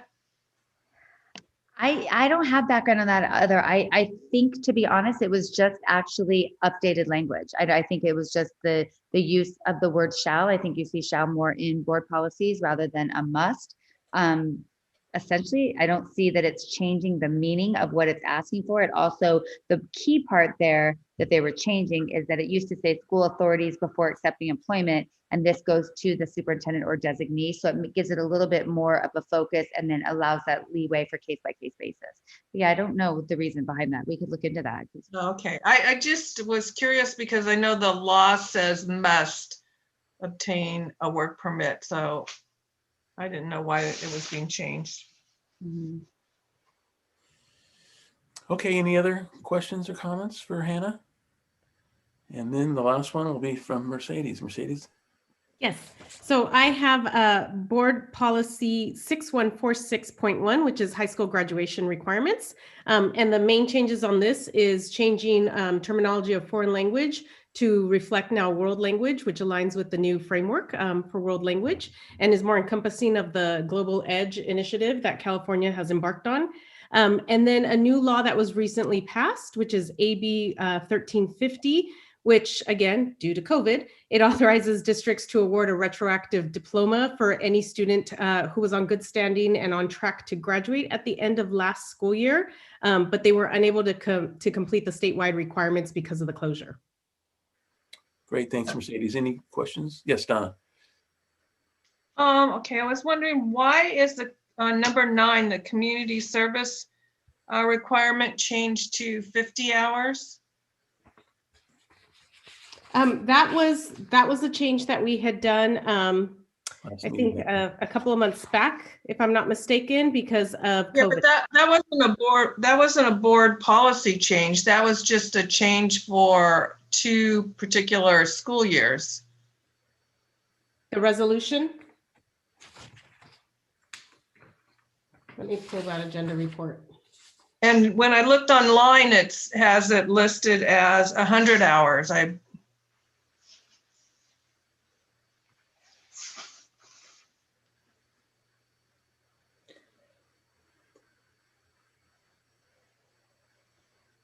Thought we did. Okay. Well, I'm looking at the agenda report that was pulled up that we passed in September. And so it does say for the students in the 11th and 12th grade through 2022. Right. So we did waive the requirement for 2 years. There was another one that we did in August for this year. But the board policy, when I looked it up online, it said, I mean, I took a photograph of it. I have it right here. It said 100 hours, but this says 50. Okay, well, this is first reading. That may have just been correct. We'll figure that out. That may have just been an oversight that we took this agenda report from September and inadvertently put the 50. Okay. We'll remedy that. Okay, thanks. Okay, anything else? Okay, I'll go ahead and call for the motion to receive these board policies for first reading. We have a motion and a second, please. And then Nicole, if you want to chime in, just chime in along with everybody else. Melissa moves to Very first read. Okay, so we have a motion from Member Espinoza and a second from Member Sneed, and I'll go ahead and call for the vote. Nicole, you care to make a preferential vote? Yes. Okay, it's a yes. And then Member Sneed? Yes. Member Georgino? Yes. Member Espinoza? Yes. Member Lynn? Yes. And I'm a yes as well, so the motion carries 5-0. Moving on to the business services portion of our action agenda. Item 25 calls for a motion to approve COVID-19 safety plan and safeguards for all grant. And this is going to include a presentation from Marianne Sorrell. Marianne?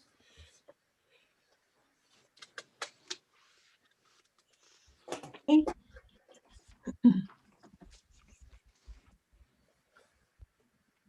Can you see my PowerPoint? We can. Okay, thank you. I'll move through this quickly because it's been covered in a couple of other presentations, but what we'll be discussing is the COVID-19 safety plan and the Safe Schools for All grant. So the governor is proposing one-time funds for reopening and operating of in-person instruction for K-12 students.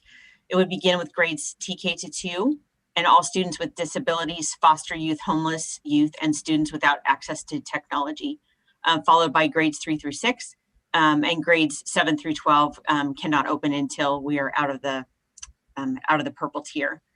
It outlines a February or March phase reopening based on tiers and testing will be required for staff and students. Again, this has not been approved by the legislature at this time. However, the grant application is due on Monday. It's lots of fun. So the requirements for the grant, and Kim has covered quite a bit of this, so I'll go quickly. Collaboration with union leadership, parent groups, the COVID task force administration, and the Board of Education. Submission of the COVID-19 prevention program with OSHA guidelines. Board approval this evening, hopefully, of the COVID-19 safety plan, pending any changes from the LA County Department of Public Health. MOUs with the bargaining units that support the implementation of the COVID-19 safety plan. The plan includes appendices in alignment with LA County Department of Public Health and Cal OSHA guidelines, and will need to be submitted for review and feedback. So some of the topics or categories within this safety plan are protective guidelines and hazard control. And the areas covered will be physical distancing, face coverings, face covering exceptions, PPE, some of the facility and engineering controls such as plastic barriers and ventilation using the existing HVAC systems, cleaning and disinfecting, how to work with shared tools, equipment, and workspaces, and hand sanitizing and hand washing. Another topic is employee, student, visitor screening. So students will be screened daily through the screening form through the parent square, as well as, staff and students. And any employee, students, or visitors will have daily temperature checks. Any adults showing symptoms of COVID or an elevated temperature, which would be 100.4 or higher, will be sent home. And students showing symptoms or an elevated temperature will be escorted to an isolation room, and then parents will be contacted and they will be sent home as well. The other area is reporting, contact tracing, and documentation. All information will be kept confidential, conforming with FERPA and HIPAA. Staff who've been exposed or tested positive will report this information to their immediate supervisor. Dr. Fricker showed the flow chart earlier of how that communication takes place. The supervisor will complete the COVID incident form within 2 hours of notification from the staff member. And the COVID point of contact, the director of risk management, will begin the contact tracing and documentation. All TCUSD reporting protocols will be followed, and the required reporting to LA County Department of Public Health, Cal OSHA, and to our JPA, which handles our insurance. Another topic is inspection, identification, and notification. Formal inspections will be handled at all district sites and buildings. They'll be conducted with the site principal and the supervisor of maintenance and supervisor of custodial. There's a checklist that they'll be following and then reporting any issues that are found for resolution. All staff are also welcome and encouraged to report any potential hazards, and they are able to do that anonymously. And we're defining a hazard as any unhealthy or unsafe practice, condition, or process. We will have adequate and translated communication to provide updates, guidelines, and directives in response to COVID-19. And staff will receive ongoing training regarding COVID-19 precautions, policies, and procedures, proper use of face coverings and other PPE, proper hand sanitizing, and the importance of not coming to work if they have any symptoms.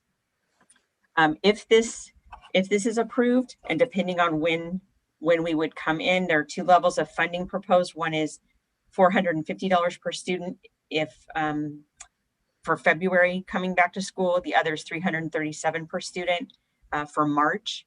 And so the proposed funding would be between $1.8 million and $2.5 million for Temple City. Great, thank you. Oh, are you done? I'm sorry. Yes, sir. Okay, thank you, Mary Ann. Any comments or questions for Mary Ann? Okay. I have a question. Oh, please. I have a question. Please. What is the $2,600 annually from the general fund fiscal impact? Thank you, Don. I meant to say that first. That is a clerical error.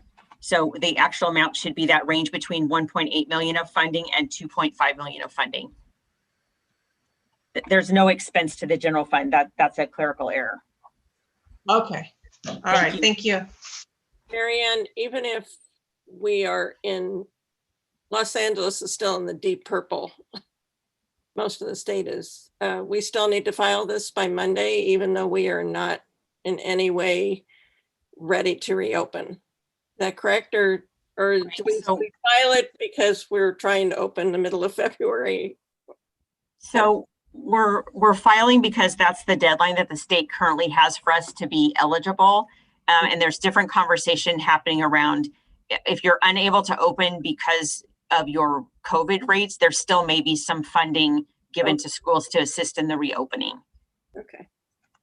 But we have no, just to answer your question, we have no choice on the filing deadline date. And we had a very short window to put it all together in order to be able to file. So with grants, the board does have to take action before we even apply for a grant. Luckily, we have a board meeting in time to do that, but we don't have there's no exception to move the deadline. Right. Okay, thank you. Any other comments or questions? Okay, I'll go ahead and call for a motion in a second to approve the safety plan for all school grant. All motion. Second. We have a motion from member Espinoza and a second from member Sneed. So I'll go ahead and call for the vote. Student member Lee? Yes. Okay. Member Sneed? Yes. Member Georgino? Yes. Member Lynn? Yes. And I am a yes as well. Wait. Yes. I think you missed Melissa. Sorry, I didn't do that. That's okay. I'm a yes. What you got anyway? I counted 4. Okay. Sorry. All right. So that motion is carried 5-0. Thank you. Okay, we're moving on now to item 26, which calls for a motion to approve budget adjustments for the 2020 through 2021 fiscal year budget. And we have a presentation from Marianne on this. I don't have a presentation, but I'd be happy to walk through the adjustments that are happening. So the first one is Fund 1 in unrestricted. And you'll notice there's an increase in revenue of $61,000, $61,797. And that is related to an increase in the LCFF calculator. This does not include anything from the proposal yet, because that came out too late to get adjusted. The second piece is an increase in expense of $420,382. That actually, it should be 0. In our last budget adjustment, we brought the adjustment for the restricted and did not bring the unrestricted. So it's actually just moving the budgeted dollars from restricted to unrestricted. So the net effect is a 0. The second adjustment that you have is for Fund 1 restricted, and that's related to an increase in some federal revenue and some state revenue. And the last one is Fund 35. And this is to recognize the revenue that is coming from the state match for the school facilities bond. And so that is for qualifying projects from Measure S that have already gone through and been approved. It took us a few years to get that all approved. And this amount, this $28,739,668 has been received by the district. So this is to recognize it within the budget. Is that it? Yeah, great. Any comments or questions for Marianne? No? Then I will go ahead and call for a motion in a second to approve the budget adjustments for the current fiscal year, or actually next fiscal year, 2020 through 2021, this year. This year. Yes, Yeah, sir. This year, got it. A little slow. I'll make the motion. Okay, we have a motion from member Lynn and a second from, I'll make the second. And I will go ahead and call for the vote. Student member Lee? Yes. Member Lynn? Yes. Member Espinoza? Yes. Member Sneed? Yes. Member Georgino? Yes. And I am a yes as well. So the motion carries 5-0. I guess it'd be 5 + 1. No nays. Okay, moving on to educational services portion of our action agenda. Item 27, which calls for a motion to approve the updated 2019-2020 school accountability report cards. And yes, the years are correct, and what we're doing is updating them with results. So, Hannah, did you want to say anything about it? The only thing I want to bring to your attention when you look at these reports, so it's like a year behind. So it's 2019, 2020 published in this year. One thing that you may notice, I know you haven't had a lot of time to go through it, in our missing assignments, our missed assignments. As I mentioned earlier we started the board meeting, that the new reporting of assignment monitoring, so matching credentials, that process has made our missed assignments go way up. And so while that is not good, it gives us room to grow. It's a non-consequential year with the CTC on that, but we did feel that we should report it on the SARC for this year. So if you're looking on any SARC report, I want to say it's page 2 for any of the schools, you're going to notice at the district, you'll see a missed assignment, and we're at the number of 16. And that does include several special ed situations, and those are just had to do with how you report things. So we're going to clean that up, as well as some other errors that we made in allowing teachers to have a class. Like, for example, if they teach English and then they coach something, there's a process to be able to do that where we need to bring it to the board. So those are things we're going to correct for next year and make sure that that is done. And then these won't be missed assignments. So we expect to see very, hopefully reduced by more than half for next year on the missed assignments. Great, thank you. Any comments or questions for Hannah? Okay, I'm going to go ahead and call for a motion in a second. I've been trying also to figure out how best to do this because it's new to me doing it on Zoom. And if you want to make a motion or a second when I call for it, if you could just raise your hand, and I'll, rather than use the hand raising feature, I tried that out earlier and it didn't seem to work really well. But if you could just raise your hand and I'll call on you when you to make a motion or a second.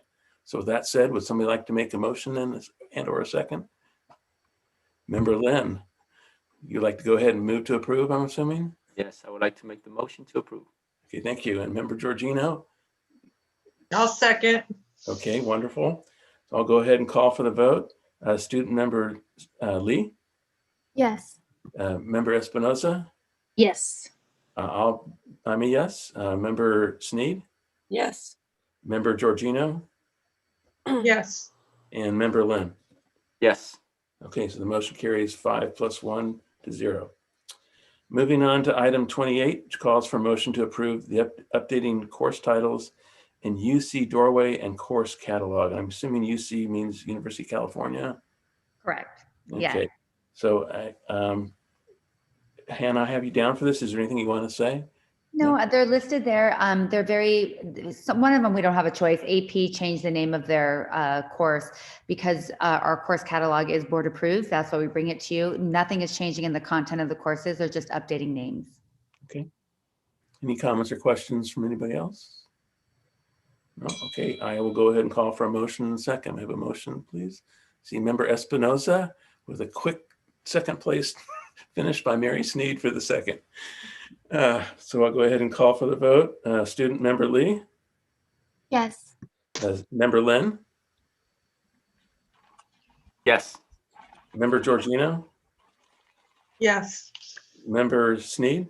Yes. Member Espinosa? Yes. And I am a yes as well. So the motion carries 5 + 1. Moving on to item number 29. This is in personnel services. It calls for a motion to approve increase in work months from 10 to 12 months for site technology support technician. And this has to do with cleaning up laptops and whatnot when they come back and go out. Absolutely. Anything else you want to share to that regard, Hannah? No, other than just moving from a one-to-one, even beyond COVID, as we go to a one-to-one district, that the amount of work once you check in and check back out, end of year to the new year, these people in these positions have a lot to do. So they end up often getting extra hours. So we want to do the right thing and award them the appropriate months. Okay, thank you. I just wanted to check in on something. We're on item 29, which is going from 11 to 12 months, right? Oh, there was an addendum that came out to change that from 10. Oh, it got, okay. I'm sorry. I apologize. We had to update that. So the position is currently 10 months. There's only one position, and that's at the high school. So it's a 10-month position. And just with the amount of work at the high school, we needed it to go to 12 months. Got it. And before I call for the motion second, just for the record, I want to state that I do have a son employed in the district in a position similar to these, but this does not affect him at all. So I can vote on it. All right, may I have a motion and a second? Member Lynn made motion. Member Yes, I would like to Espinoza. make the motion to approve. Member Espinoza, the second. Yeah. Okay. I'm going to go ahead and call for the vote. Student member Lee, Yes. member Espinoza, Yes. I'm a yes. Member Georgino, Yes. member Sneed, Yes. and member Lynn. Yes. Okay, so that motion carries 5+1. Moving on to item 30, this item calls for a motion to approve increase in work months from 10 to 11 months for library media technology specialists. And this is basically the same issue as the last issue. Anything to add to that, Hannah? No.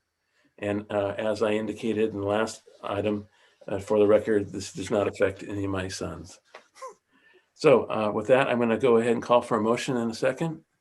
Member Sneed snuck in there with that motion. Member Lynn, you're a second? Yes. Okay, I'll go ahead and call for the vote. Student member Lee, Yes. member Georgino, Yes. member Sneed, Yes. member Lynn, Yes. I'm a yes, and member Espinoza. Yes. Okay, so the motion carries 5+1. With that, we are on to the consent portion of our agenda, and this includes routine items approved by one motion and one vote unless a member of the board or audience requests that any item be reviewed and voted on separately. So may I have a motion to approve, and then we'll address any questions after the motion in a second. Member Georgino's made the motion, and can I have a second? Member Espinoza has made a second. Are there any comments or questions on any of these items? Member Georgino. Yes, on number 33, why is there an increase to our trash hauling services? You asked my question. Okay, so there was a calculation error made when the initial contract was brought to the board. So that is to correct that. The second piece of the puzzle is that we're out right now with an RFP for trash service. It was advertised this week and we advertise next week. And then we'll bring back what our option is for our carrier going forward.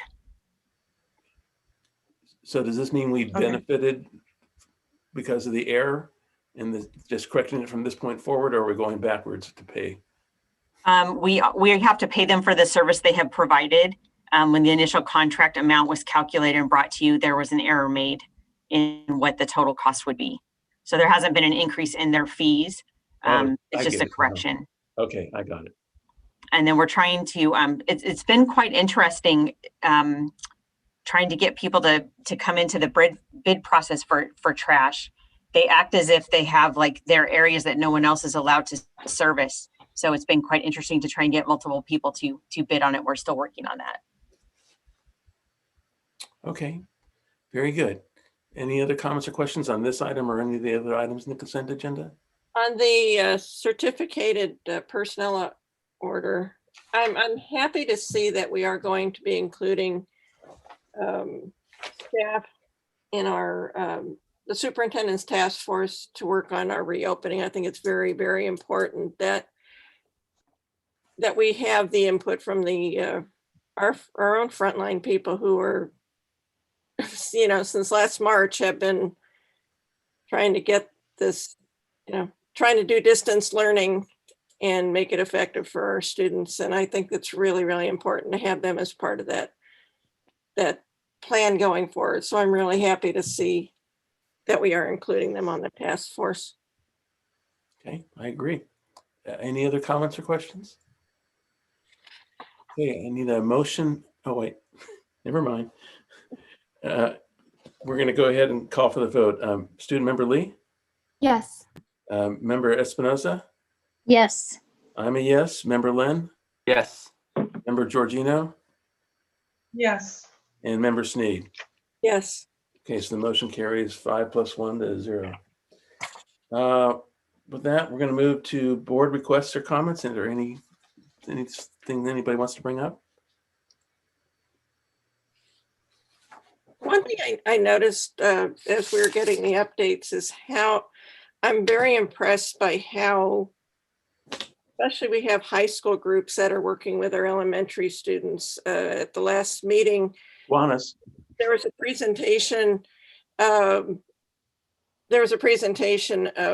Of the Longden newspaper. That is, those students are working with the Rampage students at the high school. But I know Emperor also had the Drive Club who are working, and they were taking part in some of their Christmas, their holiday programs with read alouds and things like that. So I'm very impressed by how our older students are working with our younger students. And I know over the years, the older students would come down and work with the younger music students. They would come and help them tune up for their concerts and things like that. But I really commend our students for working across the age divide and helping our younger kids and give them somebody to look up to that they can relate to from the high school. So I want to commend them for that. I agree. By the way, that kind of triggers something in my mind. I think Hannah, you mentioned Avid earlier in one of your presentations. We used to have Avid here. I don't know why it went away, but we did offer Avid. So maybe something to consider, because the feedback I remember getting at the time was pretty positive from the parents. Absolutely. We are big advocates. Okay, so the next item on our agenda is future agenda items. We have 3 listed: a joint meeting with the Personnel Commission, which is coming up, communications presentation, and visual and performing arts presentation. And I'll add that in February, we're going to hear from the Reflections winners, a presentation from PTA on the 10th, and then on the 24th is the Honorary Service Award honorees, and that'll also be from PTA. Is there anything else anybody wants to bring up? Okay, then I'll move on to item 40, additional public comments. Did we receive anything, Marie? No, I didn't think so. Okay, with that, I'm going to call for a motion to adjourn. And as I indicated at the beginning of the meeting, we're going to adjourn in memory of Bill Shaw. I do have some information about him. I'm just going to go ahead and read. It was provided by Elias Borgelli from the high school. And Bill was 76 years old. He attended Temple City High School from 58 to 62. He was in Brighter Sides. He attended PCC. He played the sousaphone in 8 Rose Parades. My son did too. That was enough. It's pretty amazing. He played the organ for fashion shows and on cruise ships. He earned a teaching credential in 1978 from Cal State University, Long Beach. There you go, Donna. Alumni. Started working at the Playhouse in 1979 as director and retired in 2007. He played the organ for Temple City High School holiday concerts, director of the San Gabriel Valley Music Theater and Shakespearean League of Southern California. He apparently loved M&Ms and Coca-Cola. Not together, I hope. His favorite show was Man of La Mancha. He loved The Nanny and Dancing with the Stars. He was part of the Camellia Festival Committee for a long time. He always advocated for the arts, and a famous quote is, welcome to the San Gabriel Mission Playhouse. To all who pass under this canopy, may the joy of performing arts enrich your lives forever. And so with that, I'd like to call for a motion and a second to adjourn our meeting. I will motion. Melissa. Okay, we have a motion from member Espinoza, and I'll make the second. Beat you. Oh. Okay, I'm going to go ahead and call for the vote. Student member Lee? Yes. Member Giorgino? Yes. Member Espinoza? Yes. Member Sneed? Yes. Member Lynn? Yes. And I'm a yes as well. So that motion carries 5 + 1 to 0. Thank you very much. Everyone have a great night or what's left of it. Have a good one. Take care. Bye. Bye-bye.